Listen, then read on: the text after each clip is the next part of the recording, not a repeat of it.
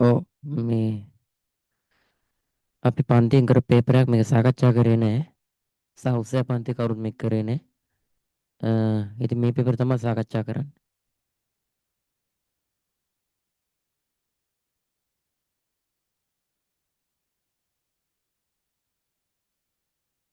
මේක ඉක්මනින් ඉවර වෙයි ගොඩක් දුරට. ඒ වුණොත් එහෙම අපි තව දේවල් කතා කරනවා. විභාග ළඟ නිසා තව අමාරු පාඩම් වල ටිකක් කතා කරනවා දේවල්.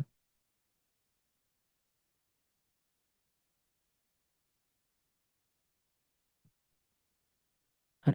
දත්ත සහ තොරතුරු වඩාත් හොඳින් අර්ථ දක්වන්නේ පහත කවර ප්‍රකාශය මගින්ද?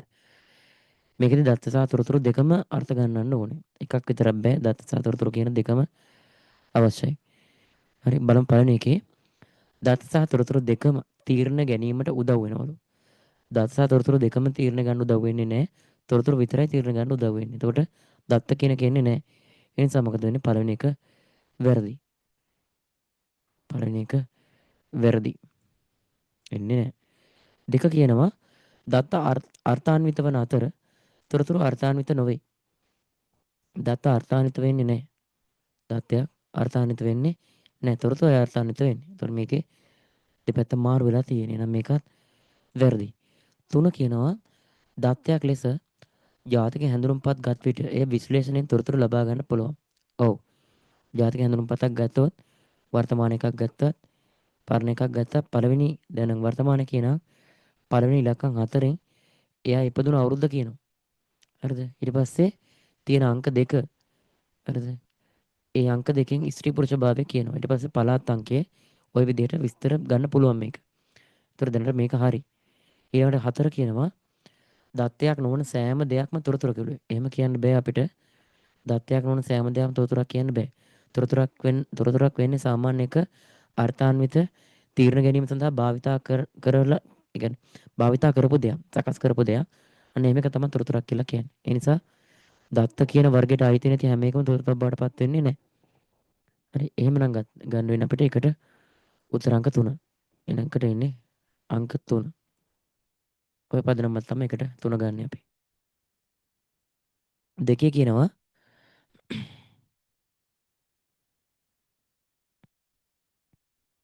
දෙකයි F ශබ්දසමේ සංඛ්‍යාවට තුල්්‍ය වන්නේ මොකක්ද කියලා මෙතන අහනවා.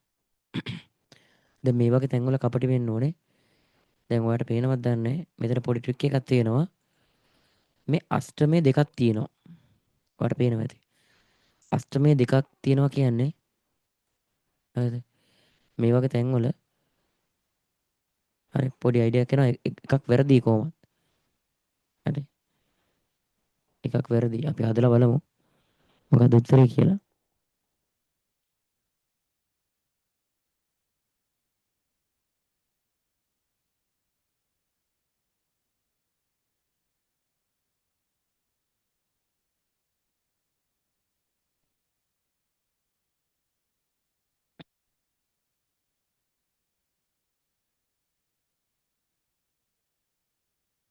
හරි. දැන් එතකොට මේ දීමේ සංඛ්‍යාව මේ ශබ්දසමේ සංඛ්‍යාව දීමේ සංඛ්‍යාව බවට පරිවර්තනය කරලා ඉන්න ඕනේ මේක හරිද කියලා බලන්න. ඒක ආවොත් හරියයි. බලමු. 6F ගන්නවා අපි. ඈතින් පොඩ්ඩක් ලියා ගන්නවා. හරිද? ශබ්දසමේ සංඛ්‍යාව දීමේ සංඛ්‍යාව බවට පරිවර්තනය කරද්දී හරනම් අපි වගුව බලන්න ඕනේ. හැබැයි ඔකට අපිට වෙලා යනවනේ. අපි ඒ නිසා මෙන්න මේ වගේ නිකන් රේඛයක් වගේ දාගන්නවා. හරිද? ඒක ලීසි. තාම ඉක්මනින් අපිට මේක කරන්න පුළුවන්. ඔයාලට පෑනින් කරද්දී ඉක්මනින් කරේ. මම මේ මවුස් එකෙන් කරන වෙලා යන්නේ. 1 2 4 8 1 2 4 8 1 2 4 8 හරි. ඔයා දන්නවා F කියන්නේ 15 කියලා. මෙතන සැබෑගේ 15යි. සැබෑගේ 15යි. එහෙනම් මෙතන 15 හැදෙන්න නම් 8 ඕනේ, 4 ඕනේ, 2 ඕනේ, 14යිනේ. 1යි 15යි. එහෙනම් මේ තුනම ඕනේ. මේ හතරම ඕනේ. 6 හැදෙන්න නම් 4 ඕනේ, 2 ඕනේ, 1 ඕනේ නැහැ. 8 ඕනේ නැහැ. හරි. ඉතින් ඒ නිසා 8ට දාපු බිඳුව තිබ්බත් එක නැත් එක අත්‍යවශ්‍ය නැහැ.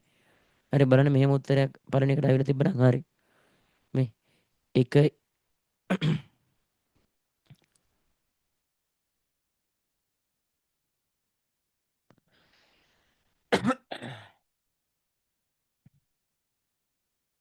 හරි. පළවෙනි එක වැරදි ඇවිල්ලා නැහැ.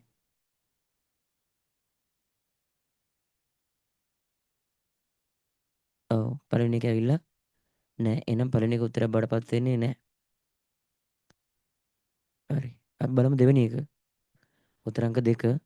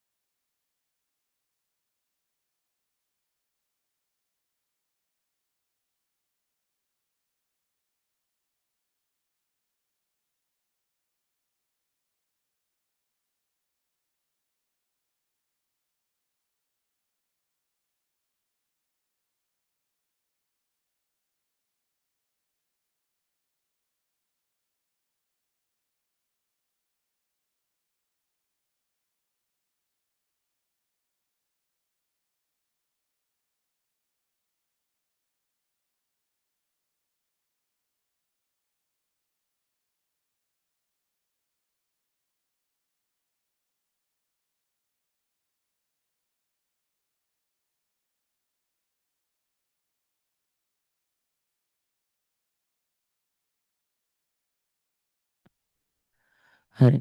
සෝරි මේ කෝල් එක ආවා. 167 තියෙන්නේ අෂ්ටමයෙන්.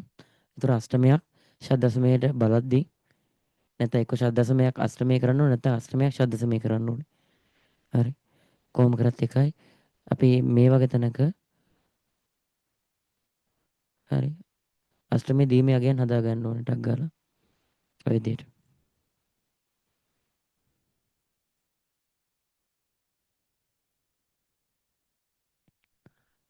හරි.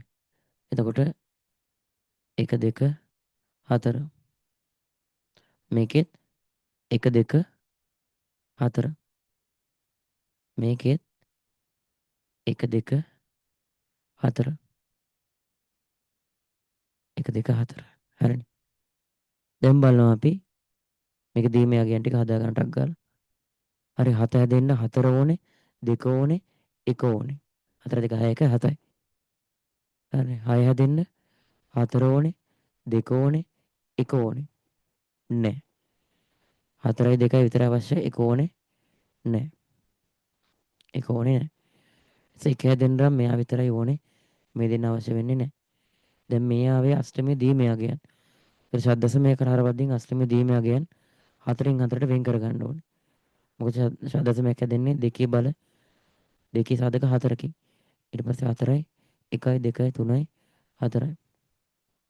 හරි. ඔන්න ඔය විදිහට වෙන් කර ගන්න.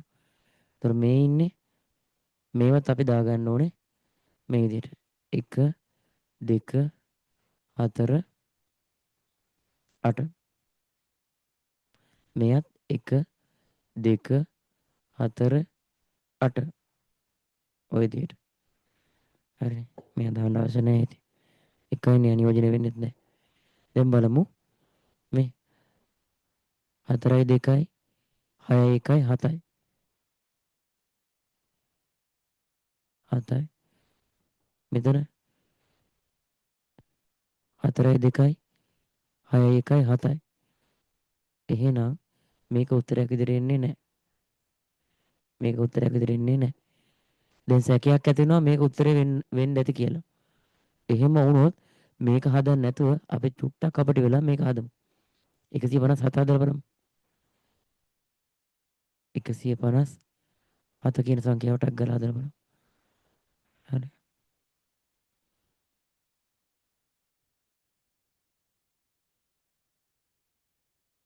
1 2 4 මෙයත් 1 2 4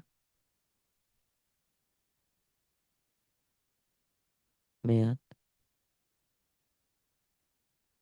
1 2 4 හරි.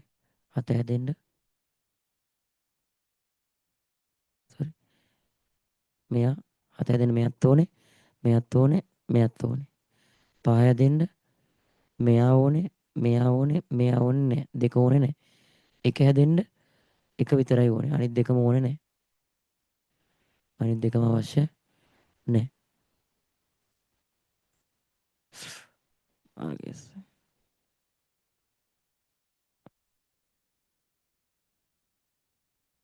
හරි. ඊට පස්සේ අපි මේක 4න් 4ට වෙන් කරගමු.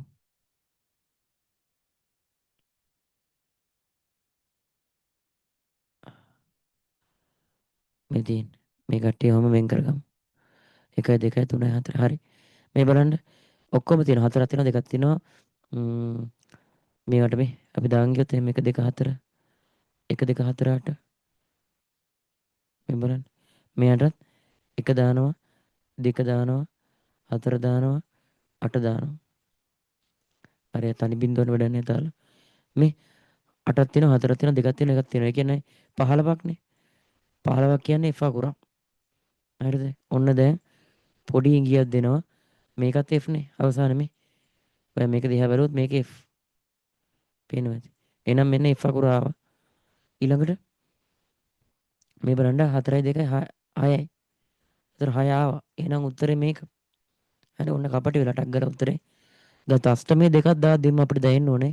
අනිවාර්යෙන් ওই දෙකෙන් එකක් උත්තරේ බවට පත් වෙන්න ඕනේ. මොකද එක වගේ දෙකක් තියෙන විදියක් නැහැ. හරි. අන් ඒ නිසා දෙකට උත්තරේ 4.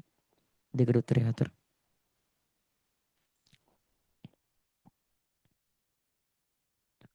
3. කුමාරගේ උපන්දිනේදා ඔහු තම පන්තියේ යාළු යෙහෙලියන්ට චොකලට් හෝ බිස්කට් සමග බීම වලින් සංග්‍රහ කරන ලදී. මේ සංග්‍රහයට අදාළ දෑ තෝරා ගැනීමේ තර්කය කුමක්ද? මම හිතන පොඩි හින්ට් එකක් කියන්න. මේවා එකක් හදද්දී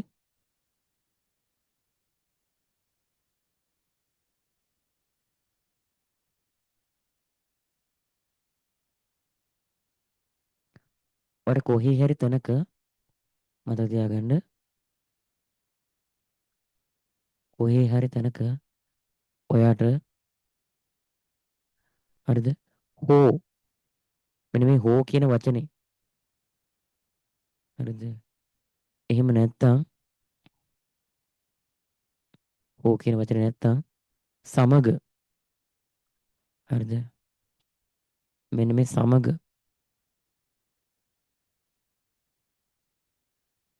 පොඩක් ඉන්න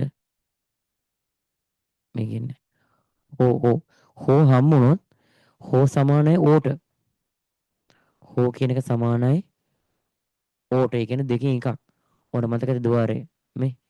ඕකෙන් අදහස් වෙන්නේ මෙන්න මේක. ඕ ద్వාරය. හරි? ඔයාලට මතකනේ එකක් එක වුණා නම් ඇති උත්තරේ එක වෙනවා. එක එකයි ඕනේ. හරිද? එහෙනම් හෝ සමානයි ඕ. ඊළඟට ඔයාලට හම්බුන කොහෙද තැනක සමග. හරි? සමග වචනේ හම්බෙලා හරිද? එහෙම නැත්තම් මේකත් එක්ක මේ එහෙම නැත්තම් සමග සහ සමග සහ ඔන්න ඔහොම වචනයක් හම්බුනොත් සමග හම්බෙනවා. එහෙම නැත්තම් සහ හම්බෙනවා. එහෙම නැත්තම් හා හම්බෙනවා. හා කියලා අකුරක් හම්බෙනවා. හා හා කියලා හම්බුනොත් මතක තියාගන්න මේ තුනම සමානයි n කියන ద్వාරයට. මේ තුනම ප්‍රකාශනයක් ඇතුලේ සමානයි n කියන ద్వාරය ඇතුළට. හරිද? එහෙනම් අනිවාර්යයෙන්ම ඕනේ කියන අදහස මේ කියන්නේ. ඔයා දන්නෝනේ n ద్వාරයේ හැසිරීම. n දෙකකට දෙපැත්තම ප්‍රධාන ආදානයන් අනිවාර්ය ප්‍රධානයක් දෙන්න නම් මේ වගේ n ద్వාරයක් ගත්තොත් මෙතනත් එක වෙන්න ඕනේ. මෙතනත් එක වෙන්න ඕනේ. එහෙම වුණොත් තමයි මෙතන එක වෙන්නේ. එහෙනම් සමග සහ හා කියන්නේ අනිවා කියන එක. අනිවාර්යයි. මෙයාගේ එකක් තිබ්බනම් ඇති. මෙයාගේ අනිවාර්යයෙන්ම ඕන කියන අදහස තමයි මෙතන තියෙන්නේ. හරි. එහෙනම් ඕක ඔළුවේ තියාගෙන අපි අර ප්‍රකාශනේ ආයෙ පාරක් කියවලා බලමු.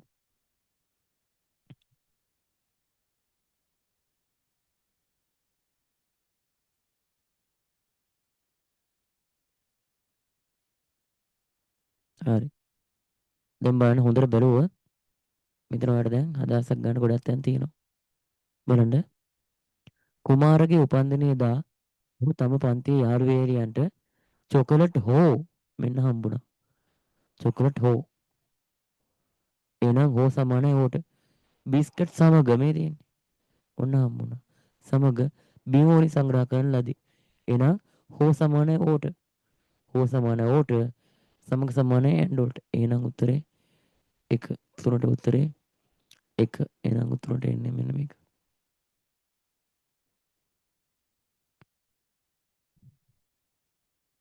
ඊළඟ ප්‍රශ්න අංක 4.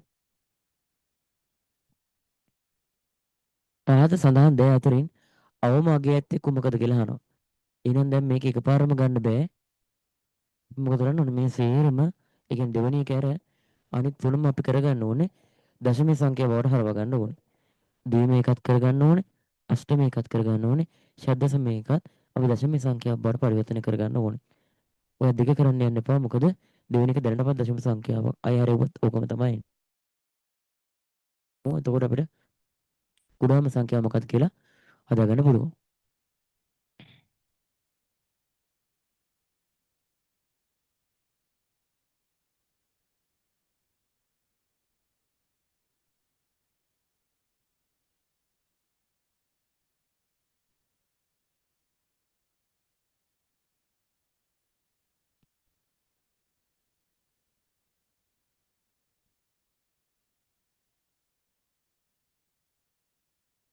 හරි. මුලින්ම බලන්න. මුලින්ම තියෙන්නේ මෙන්න මේ දීමේ සංඛ්‍යාව. හරි. අපි ඒක හරව ගමු. මේ 1 1 බිංදුව බිංදුව 1 බිංදුව 1. ඔක දශමය කරන්නේ කොහොමද? මේක දශමය කරන්න අපි හරිනම් 10න් ගුණ කරන්න ඕනේ. අපිට ඕක කරන්න වෙලාවක් නැහැ. මේ උඩ ඉන්නේ 1. ඔයා දන්නවනේ. මේ ඉන්නේ 2. මේ ඉන්නේ 4ක්. හරිද? මේ ඉන්නේ 8ක්. ඔය ඉන්නේ 8ක්. මේ ඉන්නේ 16ක්. මතක ඇතිනේ. මේ ඉන්නේ 32ක්. ඔය ඉන්නේ 32ක්. මේ ඉන්නේ 64ක්. මෙයා නියෝජනය කරන්නේ 64ක්. හරිනේ. එහෙනම් ඔය කට්ටිය ඉන්නවනම් ලියාගෙන එකතු කරනවා. ඔච්චරයි. එකක් ඉන්නවනේ. එන එක ලියා ගන්න. දෙක නෑ. හතරක් ඉන්නවනේ. එහෙනම් හතර ලියා ගන්න. හරි. අටක් නෑ. 16ක් නෑ. 32ක් ඉන්නවා. එහෙනම් 32 ලියා ගන්න. 32 ලියා ගන්න. ඊළඟට 64ක් ඉන්නවා. එහෙනම් 64 ලියා ගන්න. මේ විදිහට. ඔන්න. දැන් ඔයාලට තියෙන මේක එකතු කරන්න. හරි 4යි 2යි 6යි. 6යි 4යි 10යි. 1යි 11යි. එකක් ඉතිරි. හරිද? ඊට පස්සේ 6යි 3යි 9යි 9යි 1යි 10යි. එහෙනම් පළවෙනි එකේ සැබෑ දශමයගේ මෙන්න මේක 101යි පාදය 10යි. එහෙනම් ඔය තමයි පළවෙනි කෙනාගේ අගය. ඒතර පළවෙනි කෙනා අවම අගයක් වෙන්නේ නැහැ. මොකද අඩුම දෙවෙනි අගය බලන්නකෝ. දෙවෙනි එක දශම සංඛ්‍යාවක්නේ. ඒකටත් වඩාවත් අඩු නැහැ. එහෙනම් පළවෙනි එකත් එක්ක අපිට කතාවක් නැහැ. පළවෙනි එකත් එක්ක අපිට තේරුමක් නැහැ. වැඩක් කරලා මොකද ඒක උත්තරයක් බඩපත් වෙන්නේ නැහැ. එහෙනම් 76 පැත්තකින් තියලා අපි 113 හදමු. 113 කියන්නේ අෂ්ටමී සංඛ්‍යාව. එහෙනම් මෙන්න මෙහෙම ලියා ගන්න. ලියාගෙන අෂ්ටමී සංඛ්‍යාවක් දශමී සංඛ්‍යාවක් බවට පරිවර්තනය වෙන්න යන්නේ. එහෙනම් කෙලින්ම මෙන්න මෙහෙම උදව්වක් දෙන්න. මෙන්න මෙහෙම එන්න කියලා පාර ඇඳලා දෙන්න. ඔන්න ඔහොම. මේ ඉන්නේ 8 බිඳුව. ඔය ඉන්නේ 8 බිඳුව. මේ ඉන්නේ 8 එකක්. මේ ඉන්නේ 8 දෙකක්. හරි. ඔය ඉන්නේ 8 දෙකක්. මේ කට්ටිය ඉදිරියෙන් ඉන්න අගෙන් ಗುಣ කරන්න. ඔය කට්ටිය ඉදිරියෙන් ඉන්න අගෙන් ಗುಣ කරන්න. මේ 3. එහෙනම් 3 මෙතන ලියන්න. මේ ඉන්නේ එකක්. එහෙනම් එක මෙහෙම ලියන්න. මේ ඉන්නෙත් එකක්. ඒත් ඔහොම ලියන්න. ලියලා සමාන කිරීම එක කෙලින් දාලා මේ ටික එකතු කරගන්න. මෙන්න මෙහෙම. මේ බලන්න. ඔයා දන්නවා දෙකේ බිඳුව ආවත් අටේ බිඳුවක් ආවත් 10 බිඳුවක් ආවත් නැත්නම් 16 බිඳුවක් ආවත් අගේ 1යි කියලා. එහෙනම් එක් වාරයක් 3 එක් වාරයක් 3 3යි. එක් වාරයක් 3 3යි. ඊළඟට 8 වාරයක් 1 8යිනේ. එහෙනම් 8 වරක් 1 8යි. 8 වරක් 1 8යි. ඊළඟට 8 දෙවෙනි බලය කියන්නේ 64යි. 64 වාරයක් 1 64යිනේ. 64 වාරයක් 1 64යි. ඔන්න ඔහම ලිව්වා. මේක පහලට එකතු කරා. හරි. 64යි 62යි sorry 72යි 75යි. එහෙනම් මේක 75යි පාදය 16. ඔන්න දැන් සැලකිය යුතු උත්තරයක් ඇවිල්ලා තිනවා. මොකද දෙවෙනි උත්තරේට දෙවෙනි එක තිබ්බ මෙන්න මේ උත්තර දෙකේ තියෙන 76ට වඩා මේක අඩුයි. එහෙනම් ඔන්න 3 කියන ටිකක් සාධනීය උත්තරයක්. හරි බලාපොරොත්තුවක් තියෙන ඒක උත්තර වෙයි කියලා. එහම එකපාරම කියන්න බෑ. අපිට හතරවෙනි එකත් හදලා බලන්න වෙනවා. හතරවෙනි එක හදලා තමයි කියන්න වෙන්නේ මොකද්ද උත්තරය කියලා. හතරත් හදමු. හරි. හතර කියනවා ශබ්ද සමයයක් තියෙන්නේ 6B කියලා. හතරවෙනි එකේ තියෙන 6යි B එකක්. හදලා බලමු. ඔන්න 6B පාදි 16. එන මේක ශබ්ද සමය. පාදි 16 ශබ්ද සමය. එන මේක ගුණ වෙන්නේ ශබ්ද සමය වලින් මේ විදිහට. මේ ඉන්නේ 16 බිඳුව. ඔය ඉන්නේ 16 බිඳුව. මේ ඉන්නේ 16 එකක්. ඔය ඉන්නේ 16 එකක්. ඉතින් ගුණ කරනවා මේ විදිහට. ඔය විදිහට ගුණ කරනවා. මේ ඉන්නේ B කියන්නේ ඇත්තටම 11ක්. B කියන්නේ 11ක්. හයි එහෙම ලියා ගන්නවා. ඔය ටික අපි ගුණ කරලා එකතු කරනවා. හරිනේ. එක් වරක් 11 කොහොමත් 11යි. එක් වරක් 11 කොහොමත් 11යි. ඊට පස්සේ 16 වරක් 6. 16 වරක් 6 කීයද? 16 වරක් 6 96යි. 80යිනේ 5. ඒකට 16 එකතු කරපුවම 96යි. හරිනේ. ඔන්න ඕක එකතු කරනවා. මේක එකතු කරපුවම කීයද? 7යි 10 107යි. 107යි. එහෙනම් මේක උත්තරයක් වෙන්නේ නැහනේ. මේක උත්තරයක් වෙන්න විදියක් නැහැ. එහෙනම් අපිට දැන් උත්තරය ආවා. මෙයා තමයි උත්තරේ. මෙයා තමයි උත්තරේ කියන්නේ උත්තරංක 3. උත්තරංක 3 තමයි මෙතන උත්තරේ බාටපත් වෙන්නේ. එහෙනම් 4ට එන්නේ උත්තරංක 3.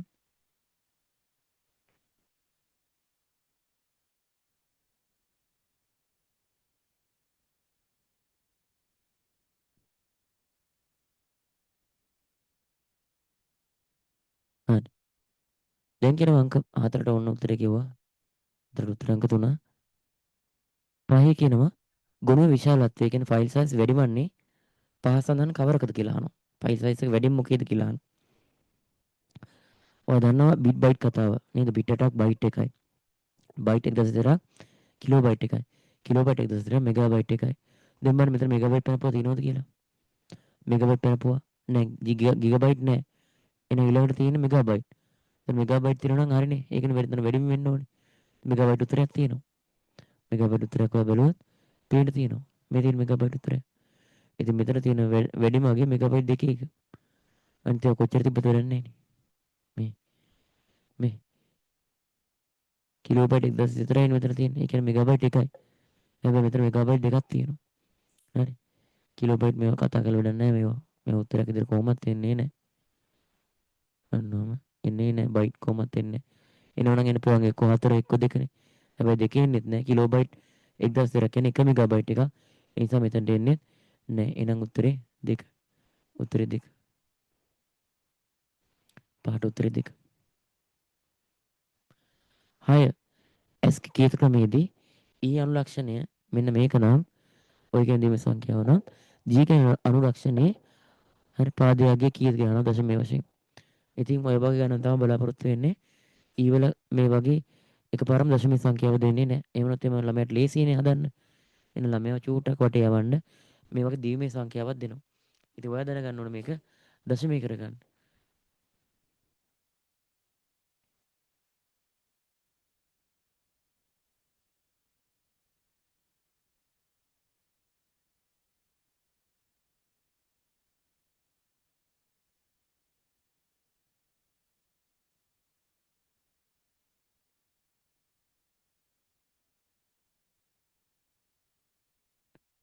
හරි. එතකොට ඊගේ අගේ හොයා ගන්න ඕන අපි. ඊගේ සැබෑ දශමයේ අගේ හොයා ගන්න ඕන මේක හදනවා නම්. එහෙනම් 1.0 බිඳුව බිඳුව එක බිඳුව එක කියලා තියෙනවා වගේ යන. හරිනේ. දැන් මේවා දශමය කරගන්න ඕනේ තියෙන දේ මේ එකේවා මේ දෙකේවා හතරේවා අටේවා 16වා 32වා 64වා. එහෙනම් මෙතන එකක් තියෙනවා දෙකක් නෑ හතරක් තියෙනවා හතරක් තියෙනවා අට නෑ 16 නෑ 32 නෑ 64 තියෙනවා. එහෙනම් 64ක් තියෙනවා. හරිනේ. 64කුත් තියෙනවා. දැන් මේ ටික ඔයා එකතු කරන්න ඕනේ. 64යි 4යි 68යි 68යි 1යි 69යි. හරිනේ 69යි. එහෙනම් දැන් ඊ වල දශමයක් ඒවා දන්නවා. ඊ කියන්නේ 69 කියලා. හරිනේ. ඊ කියන්නේ 69. එහෙනම් දැන් හොයන්න තියෙන G. ඊට පස්සේනේ G තියෙන්නේ නේද? A B C D E F G. E F G විදිහට තමයි මේක තියෙන්නේ. හරි. එහෙනම් මේ 69නේ. F කියන්නේ 70. එහෙනම් ඇත්තටම G කියන්නේ 71. G කියන්නේ 71. එහෙනම් උත්තරේ එනවා උත්තර අංක 4 කියලා. හයිට උත්තරේ 4. හයිට උත්තරේ 4. හයිට උත්තරේ 4.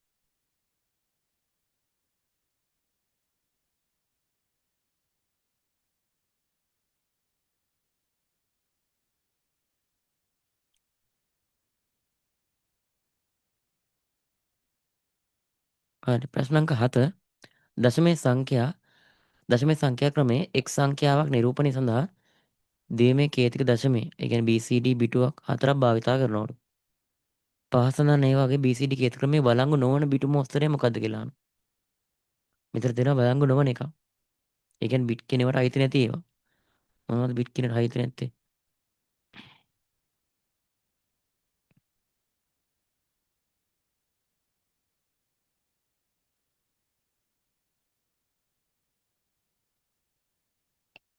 හරි. ශබ්දසමයේ දීමේ වගුවක් 9න් නවත්තපුවාම තමයි BCD වෙන්නේ. අයිත් මං කියන්නම්. ශබ්දසමයට අපි දීමේ වගුවක් හදනවනේ. අන්න ඒක අපි 9න් නවත්තපුවාම ඒක ඇවිල්ලා BCD වගුවක් මම හදන්නම්. බිංදුව හරිද? 1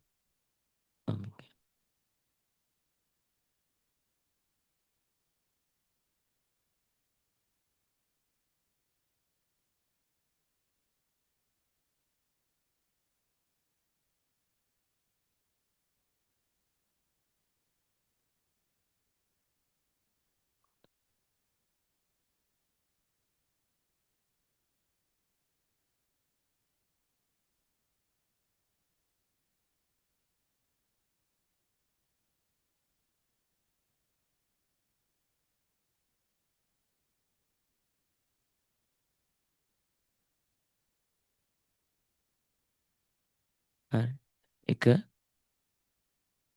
2 3 4 5 6 7 8 9. හරි. ඔන්න තියෙනවා ශබ්දසමය දීම වගුව හැබැයි 9න් නවත්තනවා. මේක පුරවන්නේ. ඔයාලට මතකයි 0.4යි. ඒතර 0.8යි. 1.8යි. ශබ්දසමයනේ. හරි. ශබ්දසමය පුරවන්නේ කොහමද?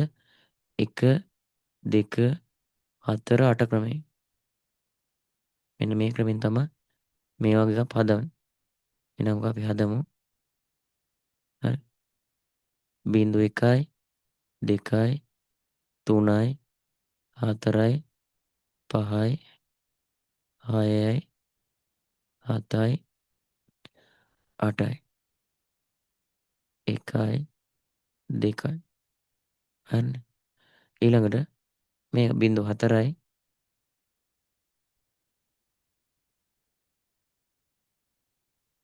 1.4යි 1යි 2යි 3යි 4යි 0.2යි.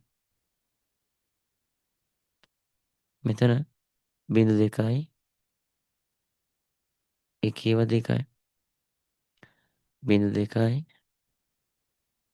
1.2යි 0.2යි. අය දාන්න බෑනේ. 9න් නවතිනවා. මෙතන 0යි 1 0යි 1 0යි 1 0යි 1 0යි 1 නොවයි මේක පුරවන්න. දැන් ඔයා මේකක් දිහා බැලුවොත් අයිති නැති අගයක් මේක ඇති. හොඳට බලමු. මේ බලන්න. හරි දැන් මෙතන මේවා දිහා බැලුවොත්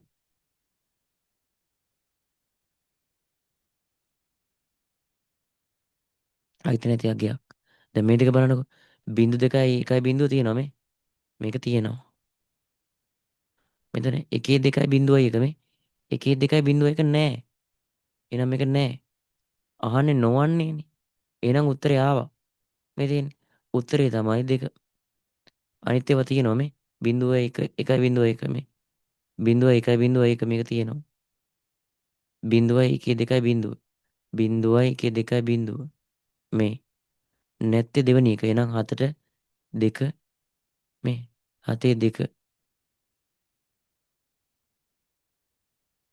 එහෙනම් 4 උත්තරේ 2.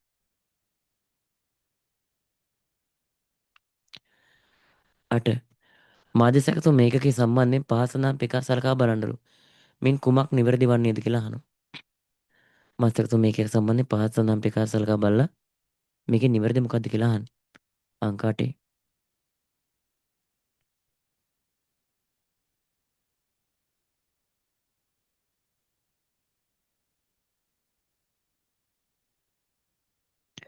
මාධ්‍ය සැකසුම් මේකේ සම්බන්ධයෙන් මාධ්‍ය සැකසුම් මේකකේ සමානිත වන්නේ අංක ගණිතමය හා තාර්කික ඒකකයේ පාලන ඒකකය හා පතන මාතෘ මතකයනි.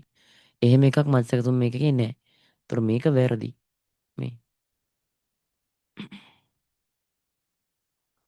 මේක වැරදි. ඒ නිසා මේ උත්තරේ එක එන්නේ නැහැ. මේක එන්නේ නැහැ. එයා නිසා. ඊළඟට කියනවා උපදෙස් ක්‍රියාත්මක කරන තුරු తాවකාලිකව දත්ත ගබඩා කර තබා ගන්නේ හරිද? රොම් මතකයේ තුලයිලු. පතන මාතෘ මතකයේ තුලයිලු. ඒකත් වැරදි. ඒකේ ගබඩා වෙන්නේ මොනවද? BIOS නැත්තම් ෆර්ම්වෙයා එකක්. කම්පියුටරේ ඔන් කරන්න අවශ්‍ය කරන BIOS තමයි ඒක ගබඩා කරන්නේ. ඕක తాවකාලික දත්ත තබා ගන්න නැහැ ඒකේ. ඒකේ මතකයේ ස්ථිරයි. ප්‍රාථමික මතකයක් වුණත් ඒකේ මතකයේ ස්ථිරයි. හරි. එහෙනම් C බලමු ගණිතමය හා තාර්කික ඒකකයේ සියලු ගණිතමය හා තාර්කික කටයුතු සිදු කරන ලබයි. හරිනේ. ඒක හරි. එහෙනම් උත්තරේ C පමණි. එහෙනම් උත්තරේ ඉන්නේ 3. උත්තරේ ඉන්නේ 3. 8 උත්තරේ 3. 8 උත්තරේ 3. ප්‍රශ්න අංක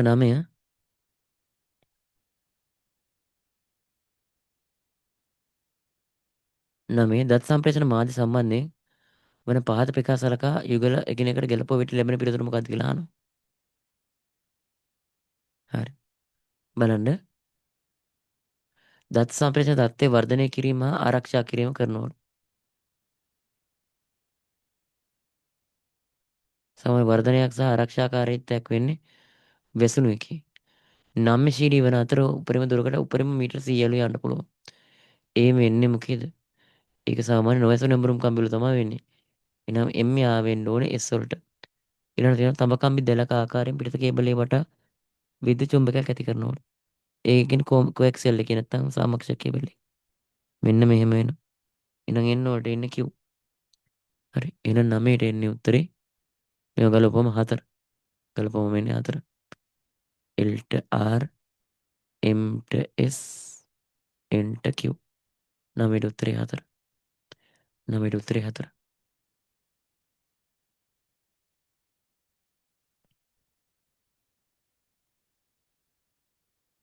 ප්‍රශ්න අංක 10 පහත් සඳහන් දෙය අතරින් ශ්‍රී ලංකාවේ G2C හා සේවාව හා බැඳී පවතින. ඒ කියන්නේ රජයේ පුරවැසියන් ලැබෙන සේවාවන් විතරක් තියෙන මොකේද කියලා අහනවා. ආණ්ඩුක්‍රම ව්‍යවස්ථාව ලබා දීම රජයෙන් පුරවැසියන්ට කරනවා. ව්‍යාපාර ලියාපදිංචි රජයෙන් පුරවැසියන්ට කරන්නේ නැහැ. ඒක G2B එකක්. ඒ කියන්නේ government to business. එහෙනම් B එන්නේ නැහැ. C කියන වාහන බලපත්‍ර අලුත් කර දීම. ඒක හරි. එහෙනම් උත්තරේ එන්නේ AC පමණි 3. පිළිතුර 3. AC පමණයි.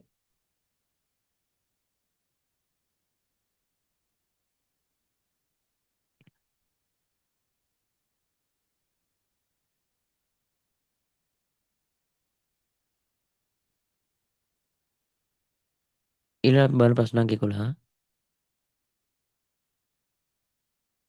දැක්වීමේ උපක්‍රමය කියන්නේ පොයින්ටින් ඩිවයිස් සඳහා උදාහරණයක් නොවන්නේ මොකක්ද කියලා අහනවා. 11. මේ බලන්න. ජෝස්ටික් එක හරි. දැක්වීමේ උපක්‍රමයක්. ටච් ස්ක්‍රීන් නැත්නම් ටච් පෑඩ් එක දැක්වීමක්. මවුස් එක දැක්වීම උපකරණ. මේ තුන තමයි අයිති වෙන්නේ දැක්වීම උපකරණ තුනට. අයිති වෙන්නේ නැත්තේ මේ බාකෝඩ් රීඩර් එක. බාකෝඩ් රීඩර් එකෙන් දැක්වීමක් කරන්න බෑ. එළියේ තියෙන සීරියල් නම්බර් එක තමයි කියවන්නේ. ඕකේ. නේ 11ට එන්නේ 3. 12 පහ සඳහන් ප්‍රකාශ සලකන්න කියලා කියනවා. සතම්බාවේ පිවිසුම් මතකයේ RAM නැශ මතකයේකි. අර මේකෙන් හොයන්න කියන්නේ මොකද්ද? නිවැරදි ඒවා. සතම්බාවේ පිවිසුම් මතකයේ නැත්නම් RAM නැශ මතකයේ කියලා. 12 එහෙම කියනවා. ඔව් RAM එක නැශ මතකයක් තමයි. හරි. කෑෂ් මෙමරි තුල BIOS සම්පත් කරලා තියෙනවලු. එහෙම තිබ්බොත් හොඳට තියෙයි. මේ කිව නැති වෙලා යනවා. එහෙම නැත්නම් BIOS නැත්නම් කම්පියුටර් එක ඔන් වෙන්නේ නැහැ. එහෙම තිබ්බ 12ට B වැරදි. රෝමියෝ අනු ප්‍රාථමික මතකයකි. ඔව්. එහෙනම් උත්තරේ AC පමණි. උත්තරේ 12ට 3. 12ට 3. 13. බලන්න. මුද්‍රණ යන්ත්‍රය පරිගණක සවි කිරීම සඳහා භාවිතා කළ හැකි කෙවෙනිය වන්නේ මොකද්ද කියලා අහනවා. මුද්‍රණ යන්ත්‍රය පරිගණක සම්බන්ධ කරන්න පුළුවන් කෙවෙනිය. හරි. සමාන්තර කෙවෙනිය. කියන්නේ පැරලල් පෝට් එකෙන් තමයි මේ සම්බන්ධ කිරීම කරන්නේ. දැන් USB අතීතයේ මේකට පාවිච්චි කරලා සමාන්තර කෙවෙනිය නැත්නම් පැරලල් පෝට් එක. දිගම කෙවෙනිය. කෙවෙනිය අතරින් දිගම කෙවෙනිය තමයි සමාන්තර කෙවෙනිය කියලා කියන්නේ. මම නිකන් ආ ප්‍රූපය පෙන්නන්න.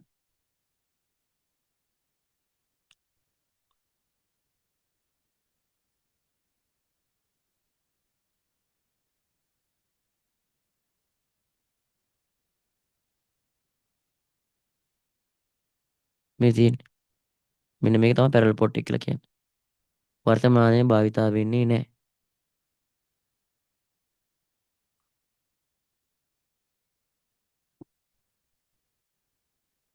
මේ තියෙන්නේ.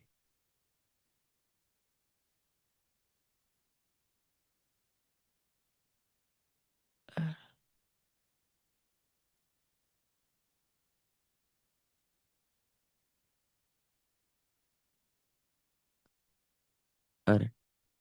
එහෙනම් සමාන්තර කෙවෙනිය 13ට එන්නේ දෙක. 14 ජාලයේ ඇති සියලුම පරිගණක එකිනෙකට සම්බන්ධ වී පවතින ජාල ස්ථලය මොකක්ද කියලා අහනවා. එහෙම එකක් වෙන්නේ බස් එකේ එහෙම වෙන්නේ නැහැ. බස් එක හැම එකටම සම්බන්ධ වෙන්නේ නැහැ. එයාලා හැමෝම මේ ප්‍රධාන කේබලයට සම්බන්ධයි. ස්ටාර් එකේ වෙන්නේත් නැහැ. තරු ආකාරයේ වෙන්නේත් නැහැ. රුක් ආකාරයේ වෙන්නේත් නැහැ. එහෙම වෙන්නේ ජාල ආකාර නොහොත් මෙස් ටොපොලොජි. ටොපොලොජි එකෙන් තමයි වෙන්නේ. මම ඔය ටික පෙන්නන්න.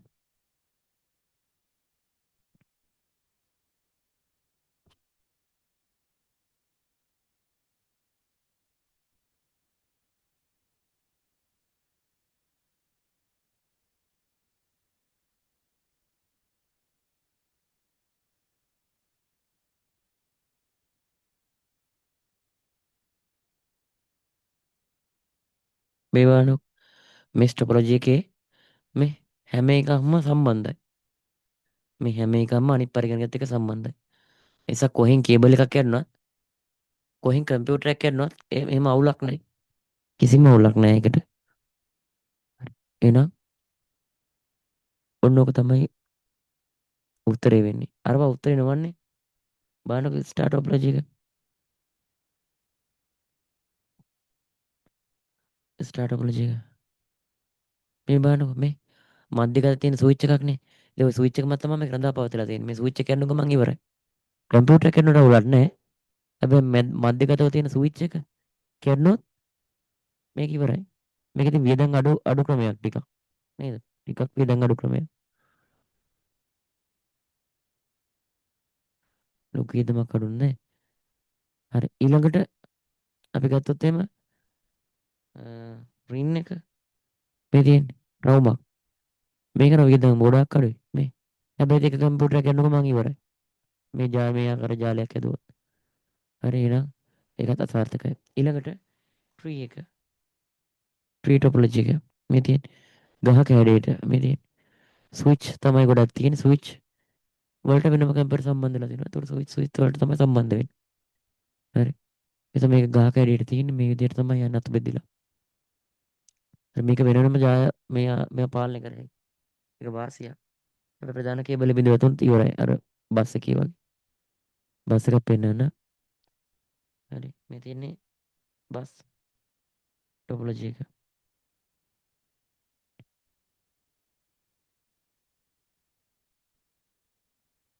මේ තියෙන බස් එකේ හැඩය. ඔය තියෙන ප්‍රධාන කේබල් එකකට අනිත් පරිගණක සම්බන්ධ වෙනවා. අපේ ගෙවල් වලට විදුලිය එන්නේ මේ ක්‍රමයට. අපේ ගෙවල් වලට පාරෙන් වතුර ලයින් එක එන්නේ මේ ක්‍රමයට. ප්‍රධාන කේබල් එකෙන් තමයි අනිත් ඒවා අපි පාවිච්චි කරලා ගන්න. මේ. ඉතින් අවසාන ආයත මේක ස්පීඩ් එක අඩුයි හැබැයි. ඒ ලයින් එකේ ඉන්න මුලම ආයත හොඳයි. අවසාන ආයත නෑ. දැන් වතුර ලයින් එකත් එහෙමනේ. මුලින්ම වතුර ගන්න ආයත වතුර ගත්තේ ඇයි? අවසාන ආය වතුර ගන්නදී වතුර නෑ.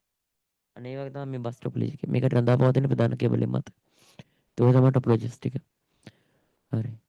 ඊළඟට 15. මෙයාගේ මේ බූලියන් ප්‍රකාශනට අයත් වන්නේ මොකක්ද? බූලියන් ප්‍රකාශන ලියන්න කියනවා. මේ A එකක් එනවා.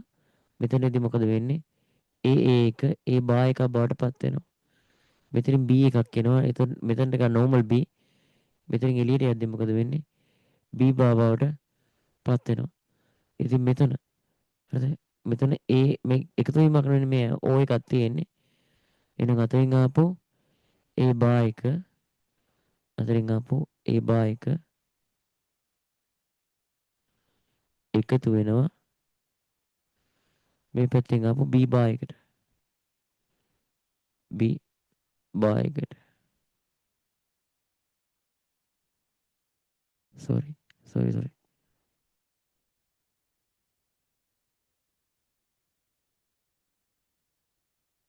A බා එක තුන මෙතන ගන්න B එක මේ.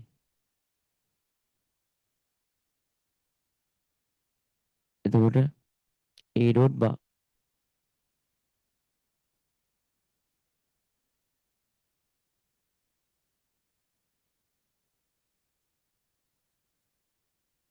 A dot bar මේ කට්ටිය වෙනම විගලයක්.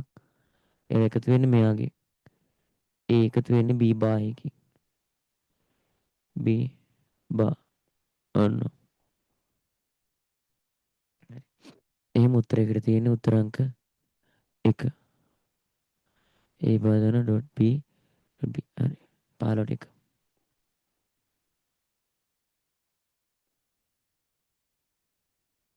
පොඩ්ඩක් ඉන්න.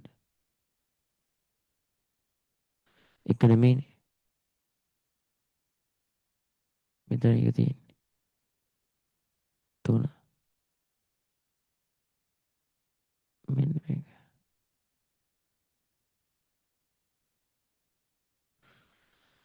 මේ ප්‍රකාශනයේ තියෙන 3. එතකොට 15 උත්තරේ 3. 16. තාත්ති කල රියල් ටයිම් මෙහෙම ප්‍රත්‍යක් සඳහා උදාහරණයක් කියලා මොකද්ද කියලා අහනවා. රියල් ටයිම් ඒ කියන්නේ මේ මොහොතේම ටක් ගාලා රිසල්ට් එකක් දෙන එකක්. හරි. මෙහෙම ප්‍රත්‍යක් සඳහා උදාහරණයක්. දැන් මෙහෙම ප්‍රත්‍යක් සඳහා උදාහරණයක් ගත්තොත් මෙහෙම ප්‍රත්‍යක් නෑ උතන. තියෙන උපකරණයක්. ඒ තමයි මේක.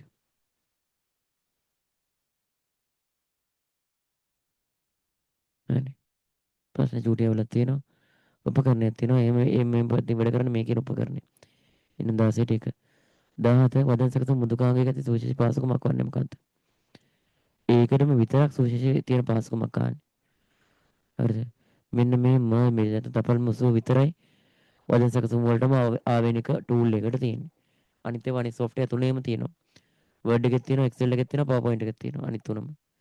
හැබැයි මේ තපල් මුසුව කියන එක තියෙන්නේ MS Word එකේ විතරයි. ඊළඟට 18 වචන ප්‍රතිස්ථාපනය සඳහා වදන්සේ මුදුකාංගෙදී භාවිතා වෙන්නේ මොකක්ද කියලා අහනවා. ෂෝට්කට් එක. වචනයක් අලුතෙන් රීප්ලේස් කරන්න. Control A එකෙන් වෙන්නේ මොකද්ද? කන්ට්‍රෝල් A එකෙන් වෙන්නේ මුළු සේරම සිලෙක්ට් කරනවා. කියලා පෙන්නන.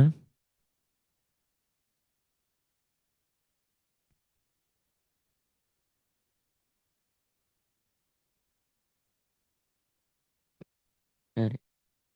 අපිට මේ ඡේදයක් ගමු.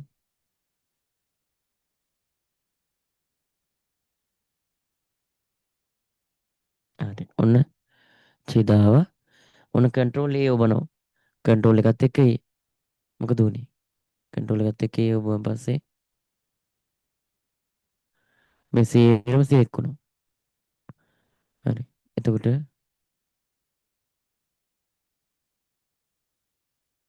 මේ පළවෙනි එකෙන් වෙන්නේ වචන ප්‍රතිස්ථාපන නෙමෙයි සියලුම ඡේදයේ තියෙන සියලුම පිටු තියෙන සියලුම ඡේද තෝරලා දෙනවා. හරි. පිටු තියෙන සියලුම ඡේද තෝරලා දෙනවා. ඊළඟට කන්ට්‍රෝල් P print out එකක් ගද්දී කන්ට්‍රෝල් එකත් එක්ක P මොන print out එකක් ගද්දී පෙරදසන බලා ගැනීම සහ මුද්‍රණ ගැනීමට තමයි එකක් පාවිච්චි කරන්නේ. ඒතොර ඒකේ ඉන්නේ නැහැ. ඊළඟට කන්ට්‍රෝල් එකත් එක්ක H මොන බලන්න ඔක තමයි උත්තරය බාටපත් වෙන්නේ කන්ට්‍රෝල් එකත් එක්ක H. ඔන්න ද කියන වචනේ තියෙන තැන හොයලා ඒ තියෙන හැම තැනටම none කියලා දෙමුකෝ අපි. none දීලා replace all දෙනවා. දැන් 25කට මේක ඇවිල්ලා බලමු none කියන එක මේ වෙන මේ none control F කරලා හොයන්න පුළුවන් මේ none කියන වචනේ හැම තැනම replace වෙලා ඉතින් එහෙනම් උත්තරය ආවා. උත්තරය ආවා.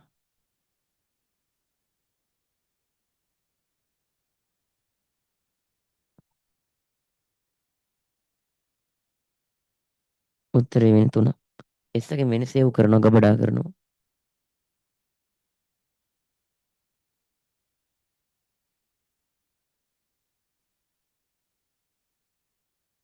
ඔන්න 18 උත්තරේ 3.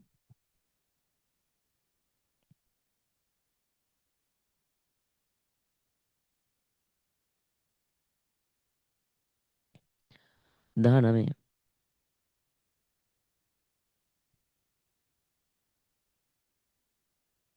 19. මෙතන කියන්නේ ඔතන තියෙන ෆෝමියුලා එකක්. ඔතන තියෙන්නේ සූත්‍රයක්. අන්න ඒක පාවිච්චි කරලා ඔය විදිහට පිටපත් කරොත් එන උත්තරේ මොකක්ද කියලා තමයි අහන්නේ. ඉතින් මේක හදන්න මම චූටි සූත්‍රයක් කියලා දීලා තිනවා. අන්න ඒකත් එක තමයි මේක හදන්න ඕනේ. මෙතන තියෙන ඩොලර් මාක්කයක් දෙපැත්තට. ඔයාලට මතකද ඩොලර් මාක් වල කතන්දරේ? ඩොලර් මාක්කයක් මැද්දට ආපුවම මොකද වෙන්නේ? ඩොලර් මාක්කයක් ඉස්සරහට ආපුවම මොකද වෙන්නේ? ඩොලර් මාක්කයක් දෙපැත්තට ආපුවම මොකද වෙන්නේ කියලා මතක ඇති. අන්න ඒකත් එක තමයි මේක හදන්න ඕනේ.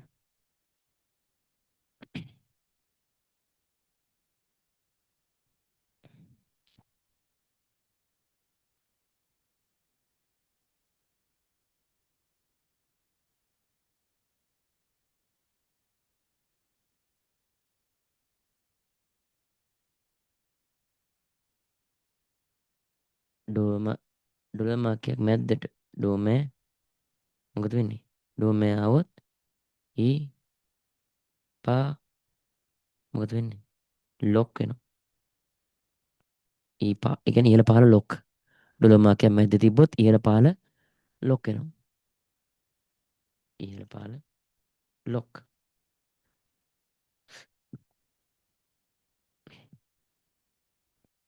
ඩොලර් මාක්කයක් ඉස්සරහ තිබ්බොත්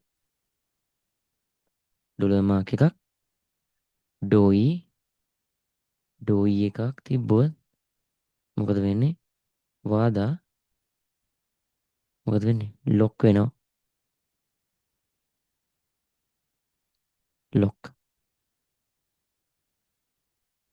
ඔක ප්‍රතිවිරුද්ධ ක්‍රියාවලිය වෙනවා ඈ. ඒ කියන්නේ ඊපා ලොක් වෙන්නේ නැහැ. ඒතකොට ඊපා අන්ලොක් වෙනවා. දැන් වෙලා තියෙන ඩෝ දෙපැ. ඩොලර් මාක් එක දෙපැත්තේ. ඩෝ දෙපැ. ඩොලර් මාක් එක දෙපැත්තේ. මොකද වෙන්නේ? ඩෝ දෙපැත්තේ බහම හැම පෑ. හැම පැත්තම හැම පෑ හැම පැත්තම ලොක්. හැම පැත්තම ලොක්. ඩෝ දෙපැ හැම පෑ ලොක්. ඕක ඔළුවේ තියන් තමයි මේක හදන්නේ. මෙතන ඩොලර් මාක් එක හැම පැත්තටම ඇවිල්ලා මේ දෙපැත්තටම ඩෝර දෙපැන හැම පැත්තටම ලොක්. හරි. එහෙනම් දැන් මේ කියන ෆෝමියුලා එක මේ කියන ෆෝමියුලා එක තියෙන්නේ මෙතන.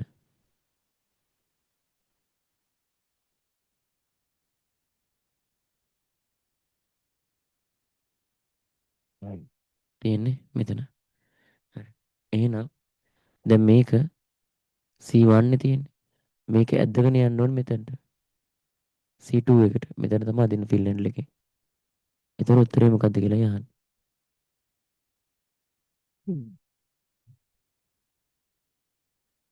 හරි.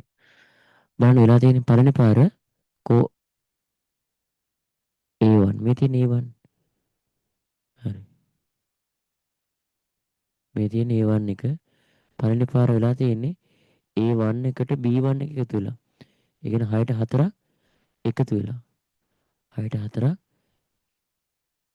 එකතු වෙලා. 6 4 10. එහෙනම් පළවෙනි පාර ඇවිල්ලා තියෙනවා 10ක්. හරි මේ පාර අදිනවා මෙහෙට. එතකොට මෙතන ඩොලර් මාක් දාලා තියෙන්නේ. එයා ඊතරම හිර වෙනවා. ඊළඟට මේ එකතු වෙන මෙයත් එක්ක. එතකොට 6 8යි 6යි 8යි තමයි එකතු වෙන්නේ. හරි. එහෙම වුණාම වෙන්නේ 14යි. එහෙම වුණාම එන්නේ උත්තරේ 14යි. 14 වෙන්නේ ඉතින් අපේ උත්තරේ 14. අපිට අවශ්‍ය 14 කියන උත්තරේ. එහෙනම් 19 උත්තරේ 3. 19 උත්තරේ 3. 20 20 වබන් බෙයා වලින් හදන්න ඕනේ. වබන් බෙයා වලින් තමයි මේක හදන්නේ. මම මේක බකන්න.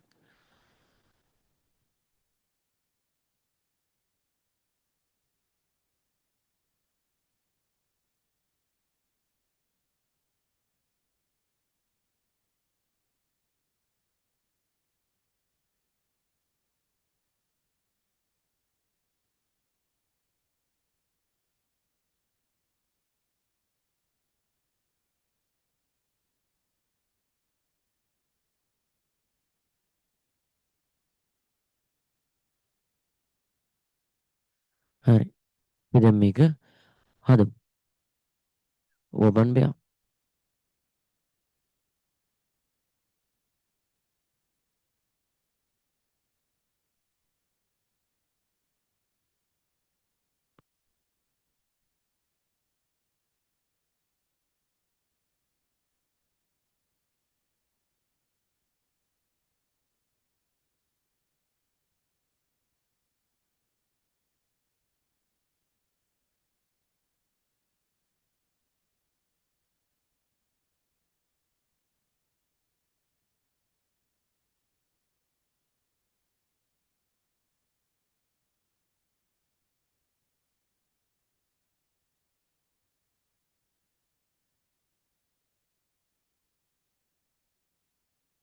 හරි.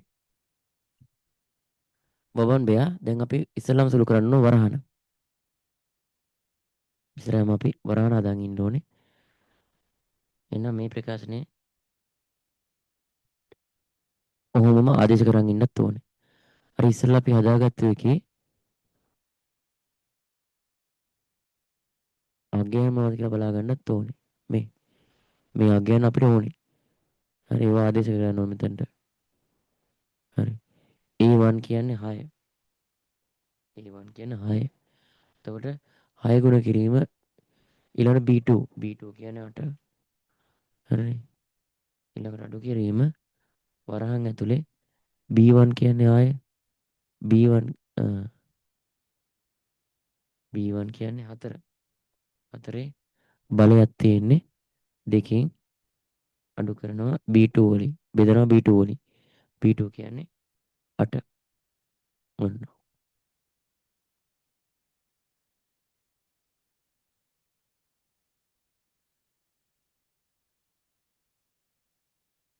හරි. දැන් විසඳමු අර ප්‍රකාශයෙන් මම පහළට ගන්න වෙනවා. හරි දැන් මේක බලන්න වරහන් ඇතුලේ තියෙන බලයන් එනම් ප්‍රමුඛ වෙනවා. 4 දෙවෙනි බලය කියන්නේ 16. එතකොට 16 බෙදීම 8 ලියලා පහළට එන්න වෙනවා. දැන් වරහන් ඉවත් කරමු. 6 ගුණ කිරීමට දැම්ම. අඩු කිරීම 16 බෙදෙනවා 8න්. 16 බෙදපුවම 8න් 2යි. හරි. දැන් එනවා අපි ගුණ කිරීමට. හරි. 6 වරක් 8 නැත්නම් 8 වරක් 6. 48යි. අඩු කිරීම 2. හරිනේ. වබන් කරා බි කෙලින් හමුණා. වරහන් ඇතුළෙම නිසා එක් කරා. හරි. දැන් 48න් අඩු කරනවා 2ක්. එතකොට උත්තරේ එනවා 45ක්. 46ක්. හරි. දැන් මෙතන වරහන් ඇතුළේ හිටපින්න තමයි බෙදීම කරේ කලින්. එහෙම නැත්නම් කරන්න බෑ අපිට. එහෙමනම් අල්ලා යන්න ಗುಣ කිරීම තමයි කරන්න ඕනේ. වරහණක් ඇතුළේ බෙදීමක් හිටපින්න තමයි බෙදීම කරේ. නැත්නම් මත තියාගෙන ಗುಣ කිරීම කලින් කරන්න ඕනේ මෙතන. මෙතන මේ පිළිවෙලට බලද්දී ಗುಣ කිරීම මුලින් තියෙනවනේ. මොකද මේ දෙන්න ළඟ සිට වහම මුලින් ඉන්න කෙනා කරන්න ඕනේ. මේ වක්තනක මේ බෙදීම කලින් කරන්න. ඒක තමයි වරහන් ඇතුළේ සිටීම. හරි. 46 කියලා උත්තරය ආවා. එහෙනම් විස්තර උත්තරේ 2. විස්තර උත්තරේ 2. 21 සංඛ්‍යා පරාසයක පිහිටි සංඛ්‍යා අතරින් උපරිම අගය ලබා ගැනීම සඳහා භාවිතා කළ හැකි ශ්‍රුතිය කුමක්ද? සංඛ්‍යා පරාසයක් අතරේ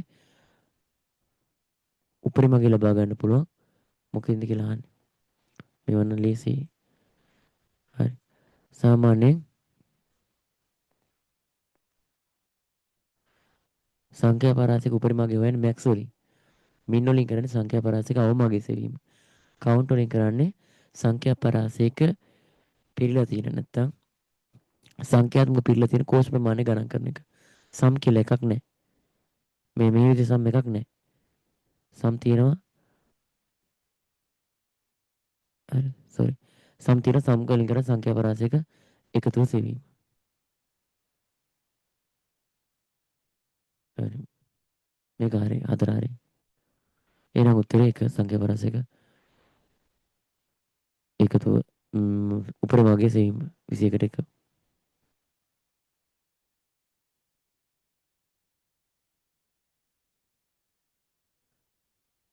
22 ඔබ ශ්‍රී ලංකා වැසිවනාන්තර පිළිබඳ ඉදිරිපත් කිරීම ප්‍රසන්ටේෂන් එක පිළිවෙල කරනවලු. එහෙම කරද්දී සමාපන මුදුකාංගයක් භාවිතා කරලා මේක කරන්නේ. හරි. ඒවා තුළ අඩංගු කළ හැකි මොනවද කියලා අහනවා. බලන්න. ශ්‍රී ලංකා හිතීමක් අද අන්තර්ගත කරන්න පුළුවන් JPG එකක් විදියට. හරි. ඊළඟට භාවිතා කරන්න සම්බන්ධ කළ හැකි දැන් මේ PowerPoint ගැන කියන්නේ මම software එක පෙන්නන්න. සමර්පණයක් හදන්නේ මේ software එකේ. මේ තියෙන්නේ. ඕන සමර්පණයක්. මේ ඇතුලේ image ඕම දාන්න පුළුවන් මේ. ඔතේ සමර්පණයක්. පොලිස් ස්ක්‍රීන් දාලා අපිට බලන්න පුළුවන් මේක අවසාන විදියට. ඕකට අපි කියන සමර්පණ කියලා මේ. ලස්සනයි ආකර්ශනීයයි ඔය. ඔන්න. ඉතින් මේ වගේ එක ඔය වගේ ප්‍රසන්ටේෂන් එකට තමයි අපි කියන්නේ සමර්පණයක් කියලා. ඉතින් ඒ වගේ එකට කියනවා ශ්‍රී ලංකා සිතීමක් ඇතුළත් කරන්න පුළුවන්. මම අර කරලා තිබ්බේ. දැනටම මම කරලා තියෙනවා මේ ශ්‍රී ලංකා සිතීමක් ඇතුළත් කරලා තියෙන්නේ. මේ තියෙන්නේ. මෙන්න. හරි. ඊළඟට කියනවා භාවිතා කරන්න සම්බන්ධ කළ හැකි අන්තර්ජාල වෙබ් සම්බන්ධයක් ඇතුළත් කරන හයිපර්ලින්ක් එකක් දාන්න පුළුවන්. ක්ලික් කරපු ගමන් අදාළ ලින්ක් එක ඔස්සේ යනවා. වැසිවනාන්තර හා සම්බන්ධ ශ්‍රව්‍ය දෘශ්‍ය ඒ කියන්නේ වීඩියෝ ලින්ක් එකක් දාන්න පුළුවන්. එහෙනම් මේ හතරම හරි. මේ තුනම හරි. එහෙනම් උත්තරේ ABC සියල්ලම. 22ට උත්තරේ 4. 22ට උත්තරේ 4. 23 සමර්පණ සෝරි සමර්පණ මුදුකාංගයක් නොවන්නේ මොකක්ද කියලා අහනවා. බලන්න Apple Keynote කියන්නේ මේ වගේ ප්‍රසන්ටේෂන් හදන ගන්න software එකක්. LibreOffice Impress උත් එහෙමයි. Corel presentation උත් එහෙමයි. හැබැයි iWork page කියන්නේ වදන සැකසුම් මුදුකාංගයකට වදන සැකසුම් මුදුකාංගයක් ඕක. අර Word වගේ MS Word වගේම iWork page කියන එකත්. එහෙනම් විස්තරට එන්නේ 3. විස්තරට එන්නේ 3.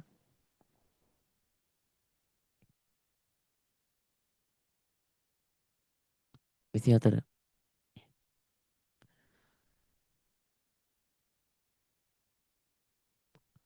මෙතන මේ කල්පයන පොයන ඉන්නේ පොතක මිල කතෘගේ පොතක මිලකම කතෘගේ නමකම ගණක යන ශේෂ්ත්‍රවල අදාළ දතපුරූප පිළිවෙලින් මොකේද කියලා අහනවා. පොතක මිලක් වගේ දෙයක් අපි ගානේ කරන්සි වලින්. එහෙනම් මේක කරන්සි.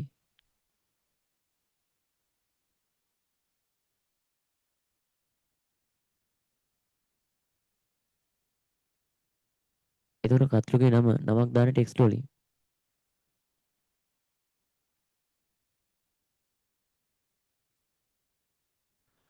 ගණනක් දාන්නේ නම්බර වලින්ද? ඔව් ගණනක් දාන්නේ නම්බර වලින්. එහෙනම් මෙහෙම උත්තරයක් කොහෙද තියෙන්නේ? කරන්සි ටෙක්ස්ට් නම්බර 4. 4 ඕක ඔය විදිහට පිළිවෙලට තියෙනවා. හරි මේක අහලා දෙන 10 වසරේ 9 වෙනි පාඩමේ ඩේටාබේස් වගේ තමයි මේක අහලා තියෙන්නේ. ඩේටාබේස් වලින්.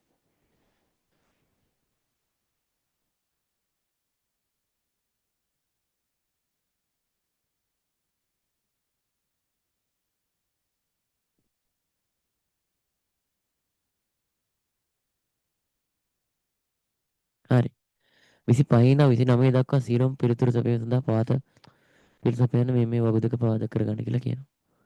හරි බලන්න පාඨමාලා වගුවේ ඇති ෆීල් ගන්න හා රෙකෝඩ් ගන්න පිළිවෙලින් කොච්චරද කියලා අහනවා. ඔයාලා දන්නවා ෆීල් කියන මේ පැත්තට තියෙනවා. මේවා තමයි ෆීල්. මේ තීරු ඔය ෆීල් ශේෂ්ත්‍ර පහළට තියෙන. රෙකෝඩ් තියෙන මේ පැත්තට. රෙකෝඩ් තියෙන ওই පැත්තට. ඕක ඔළුවේ තියන්න තමයි අපි මේක හදන්න ඕනේ. හරි බලමු. පාඨමාලා වගුවේ ඇති ෆීල් ගන්න හා රෙකෝඩ් ගන්න කීයද කියලා අහනවා. පාඨමාලා වගුවේ.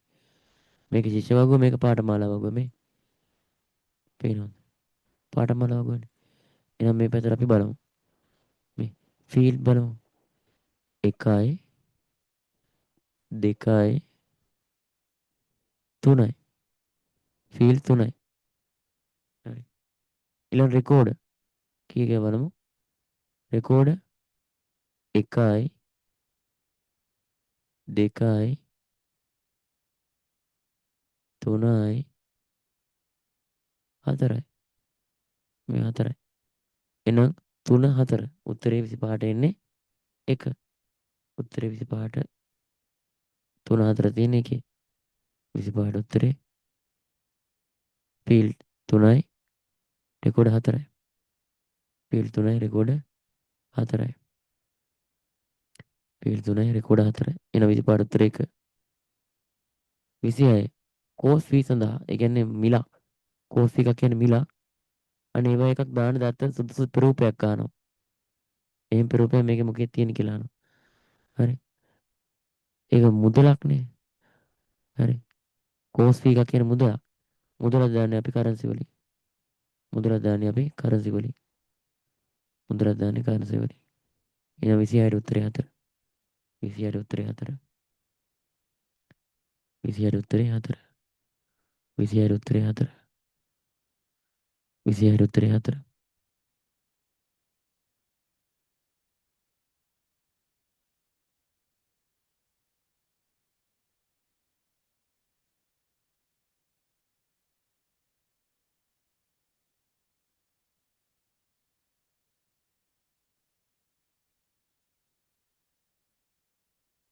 හරි මම බෝඩ් එකේ අද බෙක්කරම අයින් කරා පන්තියේ. අයන් දෙන්න ඉන්නේ. හරි. මේ ෆිසිකල් පන්තිවල දාන සෙල්ලම් මේකේ දාන්න බෑ.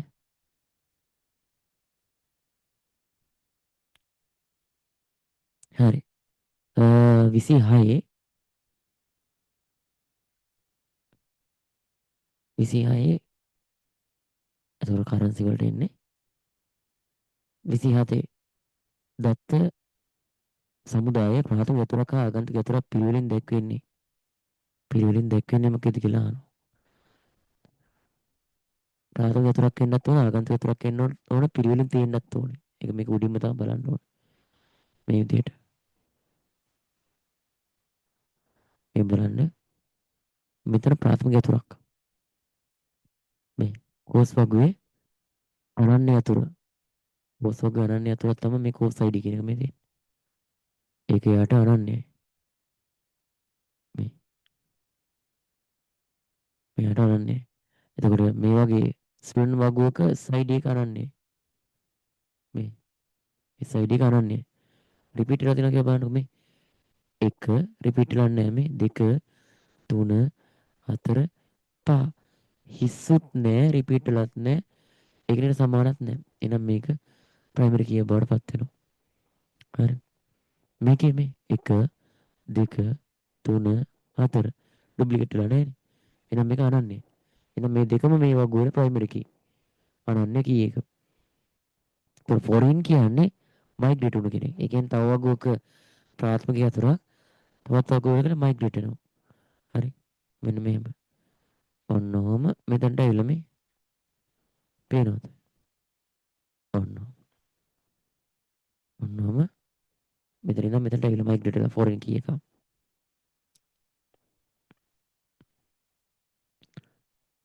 හරි.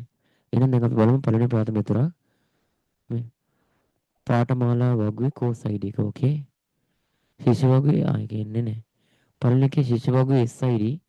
ඕකේ. පාඨමාලා වගුවේ කෝස් ID.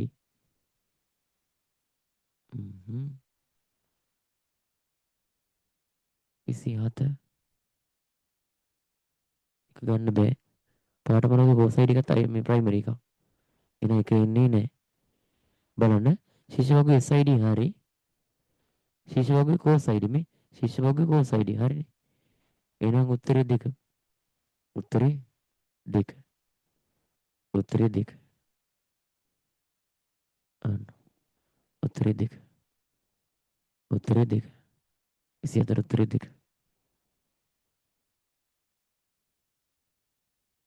28 හරි. සිතුමි සෙව්වන්ද ශිෂ්‍යයා හදාරන පාඨමාලාව කුමක්ද කියලා අහනවා. හදාරන පාඨමාලාව කුමක්ද? බලමු. සිතුමි ඉන්නවද කියලා. මේ ඉන්නේ. මෙන්න සිතුමි. ඔන්න සිතුමි හොයාගත්තා. හරි. එහෙනම් එයා ඉන්නවා. එයා හදාරන පාඨමාලාව මොකක්ද? මේ පාඨමාලාව තියෙනවා මේ තියෙන්නේ. මේ ඔන්න පාඨමාලාව තියෙනවා. ඒ පාඨමාලාව මොකක්ද කියලා එහෙනම් මේක මෙහෙන් හොයාගන්න මේ තියෙන්නේ. පාඨමාලාවක මේ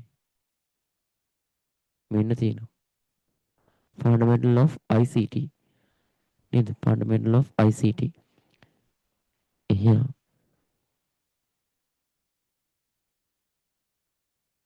උත්තරේ තියෙනවා. 28 උත්තරේ එන 1. 28 උත්තරේ 1.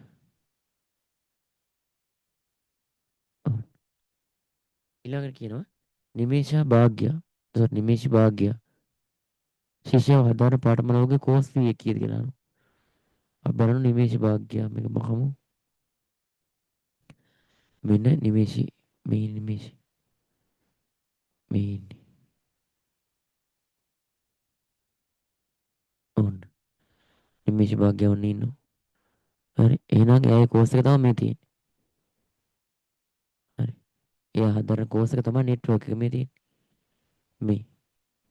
මේ කෝඩ් එකෙන් තියෙන්නේ නෙට්වර්ක් එක. එහෙනම් ඒ කෝස් ෆී එක කීය 30000යි. එහෙනම් උත්තරේ 3 30000යි. මේ උත්තරේ 3 30000යි. එහෙනම් 29 උත්තරේ 3. 29 උත්තරේ 3. 29 උත්තරේ 3.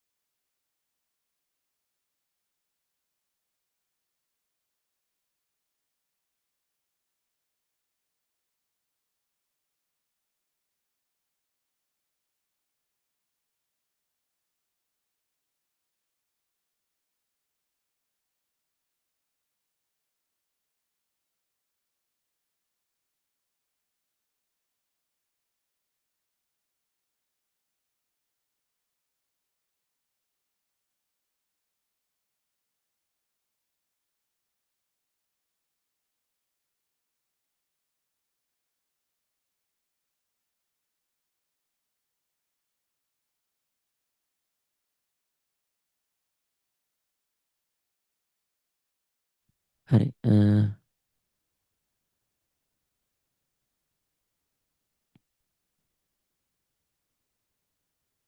හරි. එතකොට ඒක හරි. දැන් තියෙනවා ටිකක් මේ වාරේ නේද එන්න නියමිත ප්‍රශ්න වගේක්. මෙතෙන් මේ වගේ එකක්. හරි ප්‍රශ්න අංක 30 ටික වැදගත් ප්‍රශ්නයක්. මේකෙන් පස්සේ ඉන්ටර්වල් එකක් දෙන්න. බලන්න. ගැලීම් සටහනක් තියෙනවා. ප්‍රශ්නේ කාලා තියෙනවා. උත්තරේ මොකක්ද කියලා අහනවා. හරි.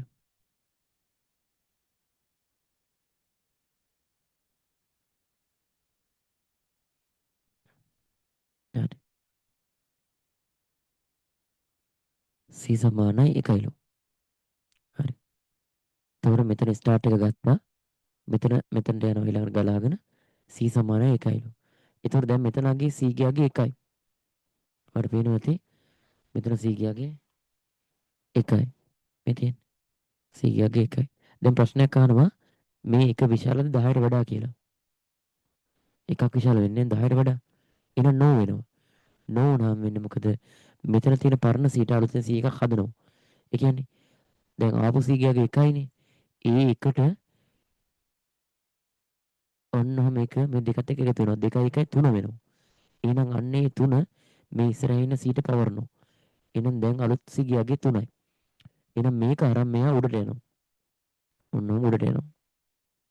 ඔන්න මෙතනට යනවා. දැන් ආයෙත් පහළට එනවා.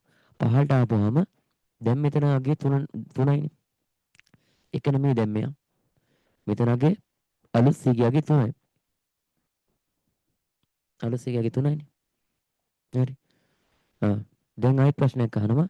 මේ 3 10ට වඩා විශාලද කියලා අහනවා. මේ 3 10ට වඩා විශාලද කියලා අහනවා. නෑනේ. නෑ. එහෙනම් මොකද වෙන්නේ? එහෙනම් අලුතෙන් ආයෙත් අලුතෙන් ආයෙත් C එකක් හදන්න ඕනේ. එහෙනම් පරණ C ගියාගේ 3යි. එහෙනම් එයාට එකතු වෙනවා දෙකක්. එතකොට කීයද? මේ 3යි 2යි 5යි. එහෙනම් අලුත් C ගියාගේ 5යි. අන්න ඒ පහ අරන් මෙයා උඩට යනවා. මෙන්න මෙහෙම. පහ අරන් උඩට යනවා. දැන් C ගියාගේ කීයද? දැන් C ගියාගේ 3යි නෙමෙයි. දැන් C ගියාගේ 5යි. දැන් C ගියාගේ 5යි. මෙතෙන්ට එන්නේ 5. ඔන්න. දැන් අහනවා මේ 10ට වඩා 5 විශාලද කියලා අහනවා. නෑනේ. නෑ එහෙනම් නෝ වෙනවා. නෝ වෙලා මොකද වෙන්නේ? පහළට එනවා. දැන් පරණ C ගියාගේ හොයන්න ඕනේ. පරණ C ගියාගේ 5යිනේ. ආ ඒ පහට එකතු වෙනවා දෙකක්. ඉතින් පහට දෙකක් එකතු වුනම 7යි. ඒ 7 එනවා මෙතනට. ඒ 7 එනවා මෙතනට. දැන් මේ 7 අරන් උඩට යනවා. දැන් C ගියාගේ කීයද? 7යි. පහන මේ දැන් 7යි. අලුතෙන් සයින් කරානේ අපි 7ක්. අන්න ඒ 7 මෙතනට එනවා. මෙතනට එනකොට එයා 7යි. හරි. 7 විශාල දානවා 10ට වඩා. නෑනේ. 7ක් 10ට වඩා විශාල වෙන්නේ නෑ. එහෙනම් මොකද වෙන්නේ? නෝ වෙනවා. එහෙනම් නෝ පැත්තට ගියන් පස්සේ අයාලුතෙන් C කෙනෙක් හදන්න ඕනේ. එහෙනම් හිටපු C ගියාගේ 7යි. එයාට එකතු වෙනවා දෙකක්. එයාට එකතු වෙනවා දෙකක්. එයාට එකතු වෙනවා දෙකක්. එතන මොකද වෙන්නේ? 7යි 2යි 9 බවට පත් වෙනවා. 9 බවට පත් වෙනවා. ඔන්න ඔය 9 අරන් උඩට එනවා. මෙතනින් ආපු 9 ඔන්න ඔහම අරන් ආයෙ උඩට එනවා. දැන් මෙතන ආගේ 7 නෙමෙයි. දැන් මෙතන ආගේ 9යි. දැන් මෙතන ආගේ 9යි. හරි. මෙතන ආගේ 9යි. මෙතන ආගේ 9. දැන් අහනවා 10ට වඩා 9 විශාලද කියලා අහනවා. නෑනේ. නෑ. එහෙනම් අලුතෙන් නෝ පැත්තට ගිහිල්ලා ආයෙ C කෙනෙක් හදනවා. දැන් C ගියාගේ තිබ්බාගේ 9යි. 9ට එකතු වෙනවා ආයෙ දෙකක්. 9ට එකතු වෙනවා ආයෙ දෙකක්. 9 2යි 11 වෙනවා.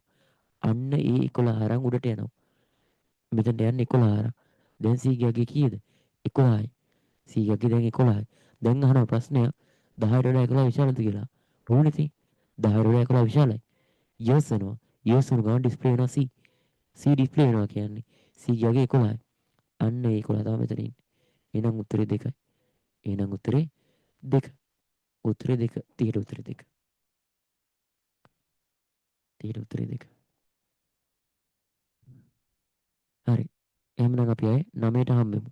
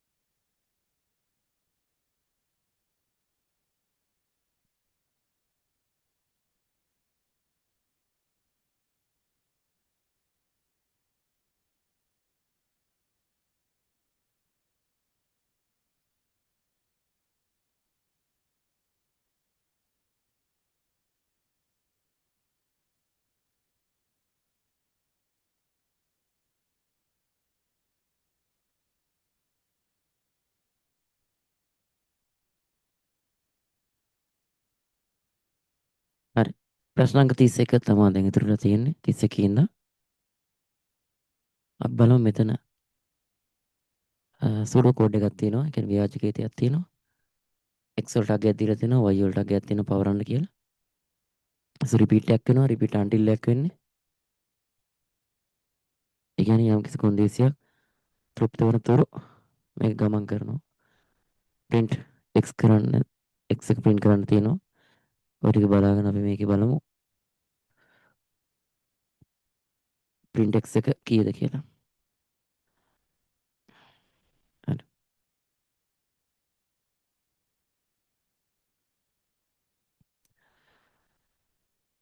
පොඩි බගුවක් හදාගමු මේකට.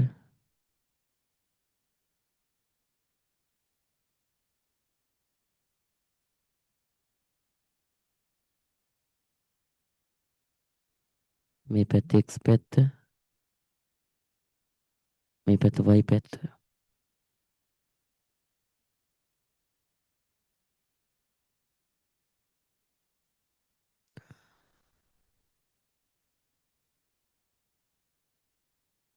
පටන් ගද්දී x ගේ 60යි. පටන් ගද්දී y ගේ 4යි. මොකද assign එකක් දීලා තියෙන උඩින් මේ assign කරගන්න. ඒකට අපි මේ ටික මෙතන පවර ගන්න ඕනේ මේ. මේක මෙතනට යන්න ඕනේ. එතකොට මේක මෙතනට එන්න ඕනේ. හරි. අන්න පටන් ගද්දී පටන් ගත්තීම අලුතෙන්ම වැඩක් කරනවා. ඒ තමයි මෙන්න මෙතන ආගේ 4යි. ඩෙන්සිටි කඩු කරන්න. හරි. 4යි 4න් එකක් අඩු වෙනවා. පේන්නේ නැහැ.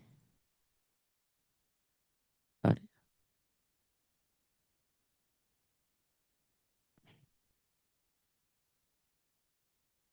මෙතන 4න් එකක් අඩු වෙනවා. 4 එකක් අඩු වෙලා 3 වෙනවා. 3ක් වෙනවා. 3ක් වෙනවා. ඒ 3 පවරන්න ඕනේ මෙන්න මේ ඉස්සරහින් x y ට.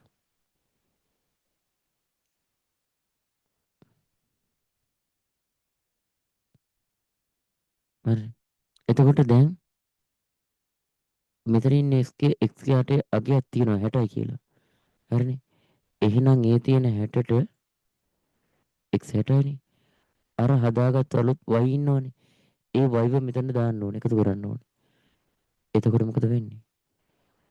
63ට මේ 60ට මේ තුන එකතු වෙලා 60ට මේ තුන එකතු වෙලා 63 බවට පත් වෙනවා. 63 බවට පත් වෙනවා. එහෙනම් අලුත් x ගේ අගය 63යි. අලුතෙන් හදාගත්තු y ගේ අගය 3යි. අලුතෙන් හදාගත්තු x ගේ අගය 63යි. හරි. දැන් අහනවා y මෙන්න මේ y කුඩාද දෙකට වඩා. y කුඩාද දෙකට වඩා කියලා අහනවා. y ගේ අගය කීයද? y ගේ අගය 3යි. y ගේ අගය 3යි. එහෙනම් කුඩා නැහැ. කුඩා වෙලා නැහැ. මොකද වෙන්නේ? ආයෙත් මෙහෙම මෙතනට යනවා. ගියපු ගාම මේ ටික වෙනස් වෙනවා. දැන් අලුත් x ගේ අගය 63යි. අලුත් x ගේ අගය 63යි. අලුත් y ගේ අගය 3යි. අලුත් y ගේ අගය 3යි. හරිනේ. දැන් එහෙනම් මේ ටික ආයේ වෙනස් වෙනවා.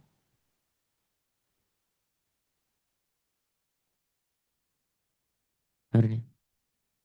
දැන් දැන් y ගේ අගය 3යි. එයාගෙන් එකක් අඩු වෙනවා. එහෙම වුණාම හැදෙනවා 2යි කියලා. 2නේ. 3 එකක් අඩු වුණා 2යි. මෙන්න මේ කියන 2 මෙයාට පවරනවා. දැන් y ගේ අගය 2යි. දැන් y ගේ අගය 2යි. දැන් y ගේ අගය 2යි. හරි. දැන් එන අලුත් x කෙනෙක් හදනවනේ. පරණ x ගේ අගය 63යි. පරණ x ගේ අගය 63යි. එයාට එකතු වෙනවා අලුත් y ගේ අගය. අලුත් y ගේ අගය කීයද? අලුත් y ගේ අගය 2යි. අලුත් y ගේ අගය 2යි. 63යි 2යි 65යි. එහෙනම් අලුත් x ගේ අගය 65. අලුත් x ගියාගේ 65. දැන් අහනවා මේ y අලුතෙන් හදාගත්ත y දෙකට වඩා කුඩාද කියලා. අලුත්ගේ y ගියාගේ දෙකයිනේ. දෙකට වඩා කුඩා නැහැ. එහෙනම් මොකද වෙන්නේ? ෆෝල්ස් වෙනවා. සමාන වෙන්නේ. එහෙනම් ආයෙත් වටයක් මෙහෙම කළ උඩට යනවා. උඩට ගියන් පස්සේ මේ ඉන්න අය අයින් වෙනවා. මේ අගයන් ඇසයින් වෙනවා. එහෙනම් අලුත් x ගියාගේ 65යි. අලුත් y ගියාගේ 2යි. අලුත් y ගියාගේ 2යි. දැන් එහෙනම් මෙතන තියෙනවා ආය වෙනස් වෙනවා.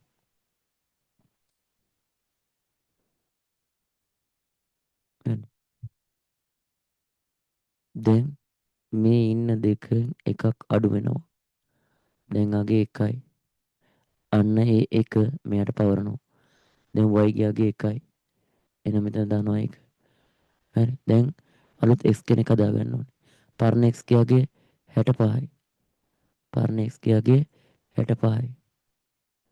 පරණ x ගියාගේ 65යි. පරණ x ගියාගේ 65යි. එයාගෙන් අඩු වෙනවා අලුතෙන් හදාගත්ත y. අලුතෙන් හදාගත්ත y ගියාගේ 1යි. සෝරි එකතු වෙනවා.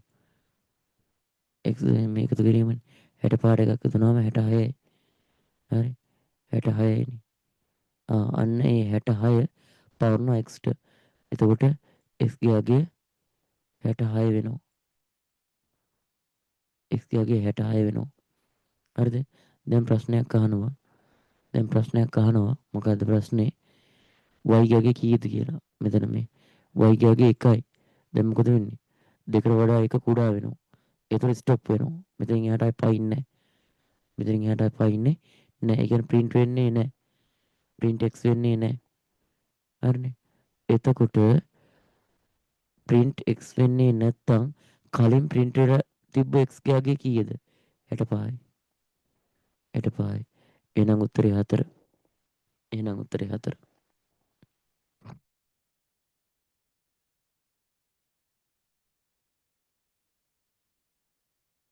අලුතෙන් කෙනෙක් print වෙන්නේ නැහනේ. අතන නවතිනවා 66 හදාගත්තට 66 print කරගන්න හම්බ වෙන්නේ නැහැ. මොකද මෙතනින් නවතිනවනේ. නවතිද්දී කලින් ගත්ත x ගාගේ තමයි ගන්න. එහෙනම් 65යි.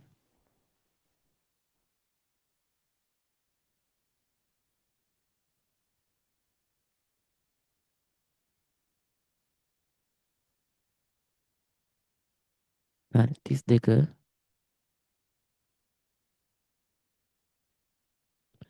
32 පහත දැක්වෙන ක්‍රමලේඛ භාෂා සලකා බලන්න කියනවා. දැන් කියනවා ඉහත ක්‍රමලේඛ භාෂාවන්ගේ පරම්පරා පටිපාටිය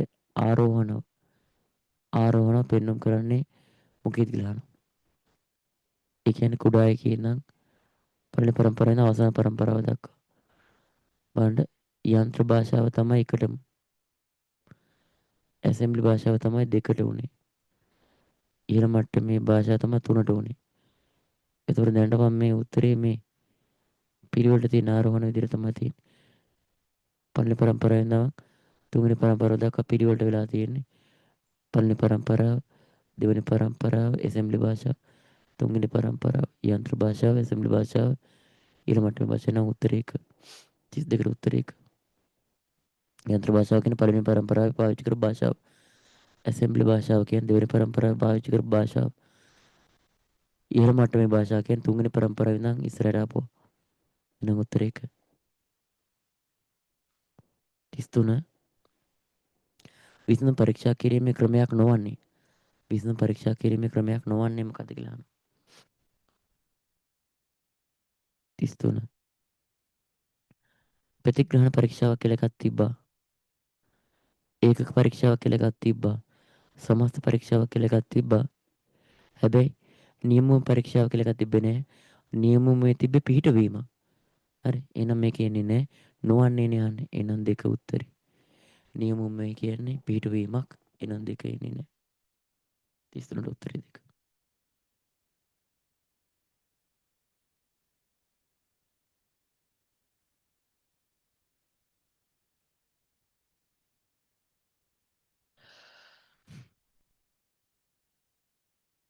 34 පද්‍ය සංවාදන ජීවන චක්‍රයේ අධීර පිළිවෙලින් දැක්වෙන වර්ණය මොකක්ද කියලා අහනවා.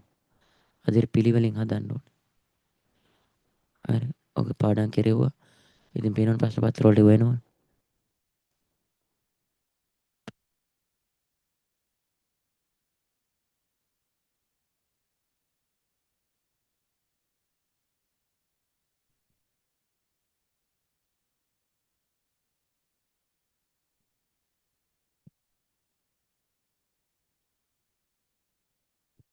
එක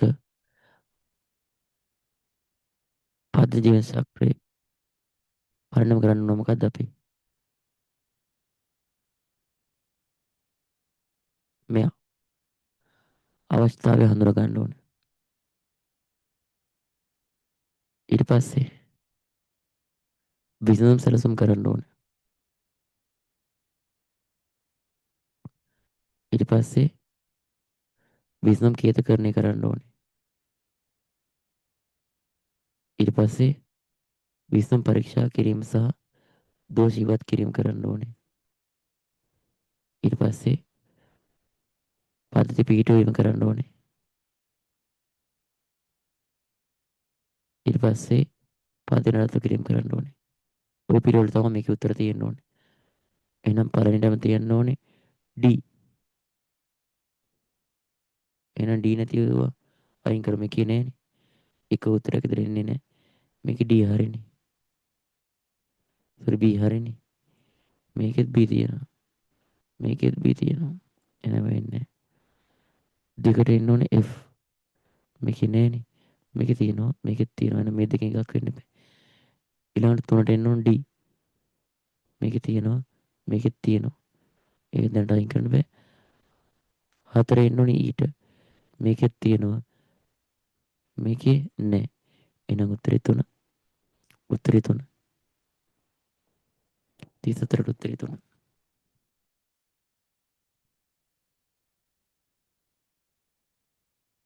35.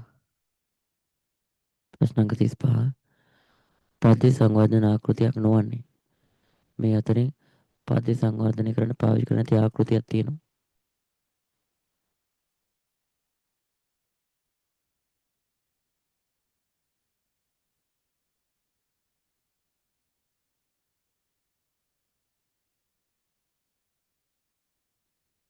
බලන්න. සර්පිල ආකෘතිය, දියලි ආකෘතිය, මූලාදර්ශ ආකෘතිය, පුනර්කරණ ආකෘතිය.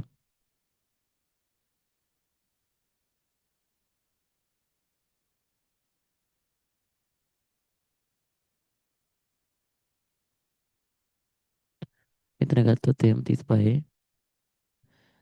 හරි. දියලි ආකෘතිය හරි අපි ඉගෙන ගත්තා. 11 දෙවෙනි පාඩමේ දියලි ආකෘතිය ඉගෙන ගත්තා. ඊට පස්සේ සර්පිල ආකෘතියක් තිබ්බා එතන. ඊට පස්සේ මූලාදර්ශයක් තිබ්බා. හැබැයි පුනර්කරණ ආකෘතිය කියලා තිබ්බේ නෑ. පුනර්කරණ බුද්ධි ආකෘතිය කියලා තිබ්බේ. එහෙනම් හතර එන්නේ නෑ. නොවන්නේ නෑන්නේ. එන 35ට 4. 35ට 4.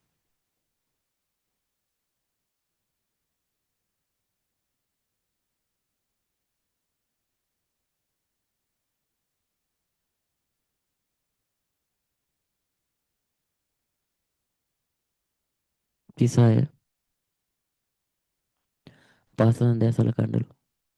පරිගණක මිලදී ගන්නා විට කුමන කාරණා වැදගත් වේද කියලා අහනවා. හරි. පරිගණකයේ දුඩාංග පිළිවෙතර වැදගත් වෙනවා. හරි. ඒක වැදගත් වෙනවා. ඊට පස්සේ අලෙවි කරන සමාගමේ කීර්ති නාමය බලපානවා. උපාංගය මිලදී ගත්තේ. වගකීම් කාර්යය අරගෙන පස්සේ ඒවා ගුණාත්මක භාවය බලපානවා. ඔක්කොම බලපානවා. එහෙනම් 36ට උත්තරේ 4. 36ට උත්තරේ 4. 36ට උත්තරේ 4.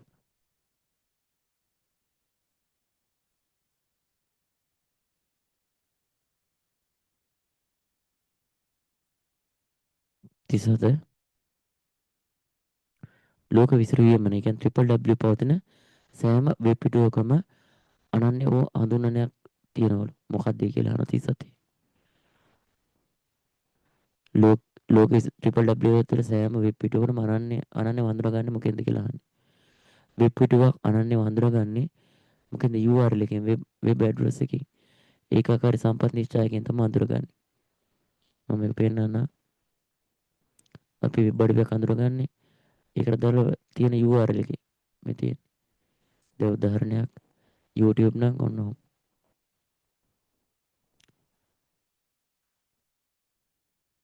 මෙන්න මෙහෙම.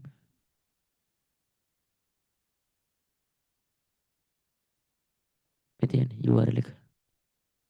මෙන්න මේ විදිහට. ඔන්න ඔක. මේ තියෙන්නේ. මේක තමයි ඒකාකාරී සම්පත් නිශ්චයකය කියලා කියන්නේ. URL කියලා කියන්නේ. ඔන්න.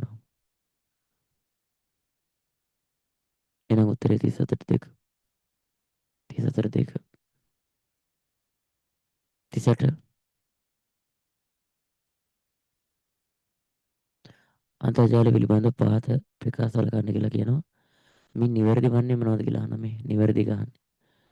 බලමු 38 වෙබ් පිටුවක බහුමාධ්‍ය අන්තර්ගත වෙනවලු. වෙබ් පිටුවක බහුමාධ්‍ය අන්තර්ගත වෙනවලු. ඔව්. මල්ටිමීඩියා තියෙන පුළුවන්. රූප වීඩියෝ අක්ෂර තියෙන පුළුවන්. අන්තර්ජාලය හා WWW යනු එකම දෙයකිලු. ඔන්න පොයින්ට් එක. මම මේක විශේෂයෙන් කිව්වා. අන්තර්ජාලය හා WWW කියන්නේ දෙකක්. ඒ දෙක දෙකක්. මොකද අන්තර්ජාලයෙන් දෙන සර්විස් එක තමයි WWW කියලා කියන්නේ. එහෙනම් B වැරදි. C කියනවා DNS සර්වර් එක මගින් URL IP වෙනකොට පරිවර්තනය කරනවා. ඔව්. මේක කීපාරම අපිට හම්බුණා. එහෙනම් උත්තරේ AC. උත්තරේ AC කියන දෙක. උත්තරේ ඉන්න දෙක 38 දෙක.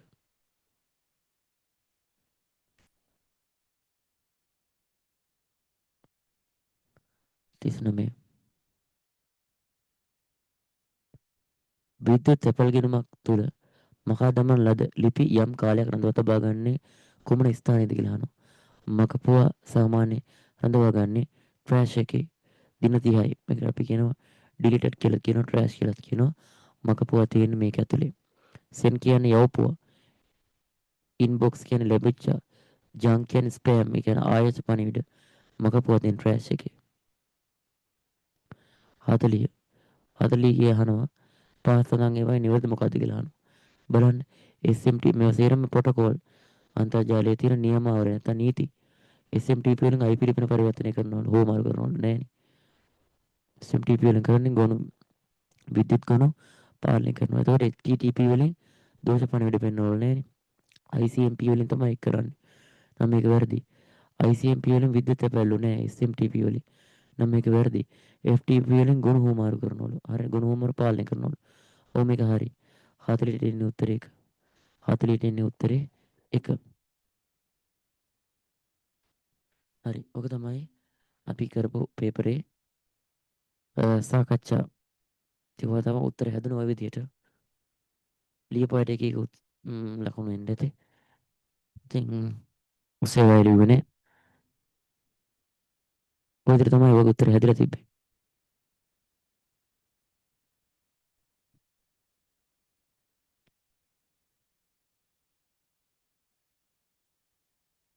හරි මොනවා හරි නොතේරිච්ච ප්‍රශ්නයක් තියෙනවා නම් ප්‍රශ්න අංකේ chat box එකට දාන්න ආයි කියලා දෙන්නම් ඕන.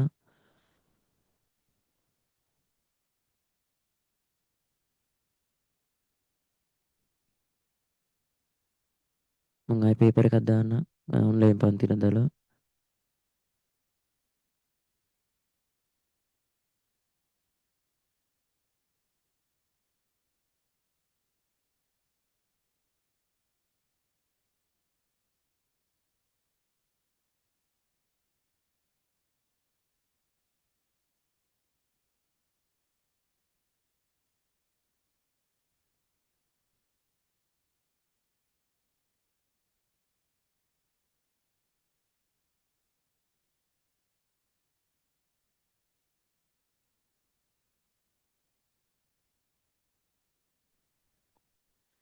හරි තේරිච්ච දෙයක් මොකුත් නැහැනේ.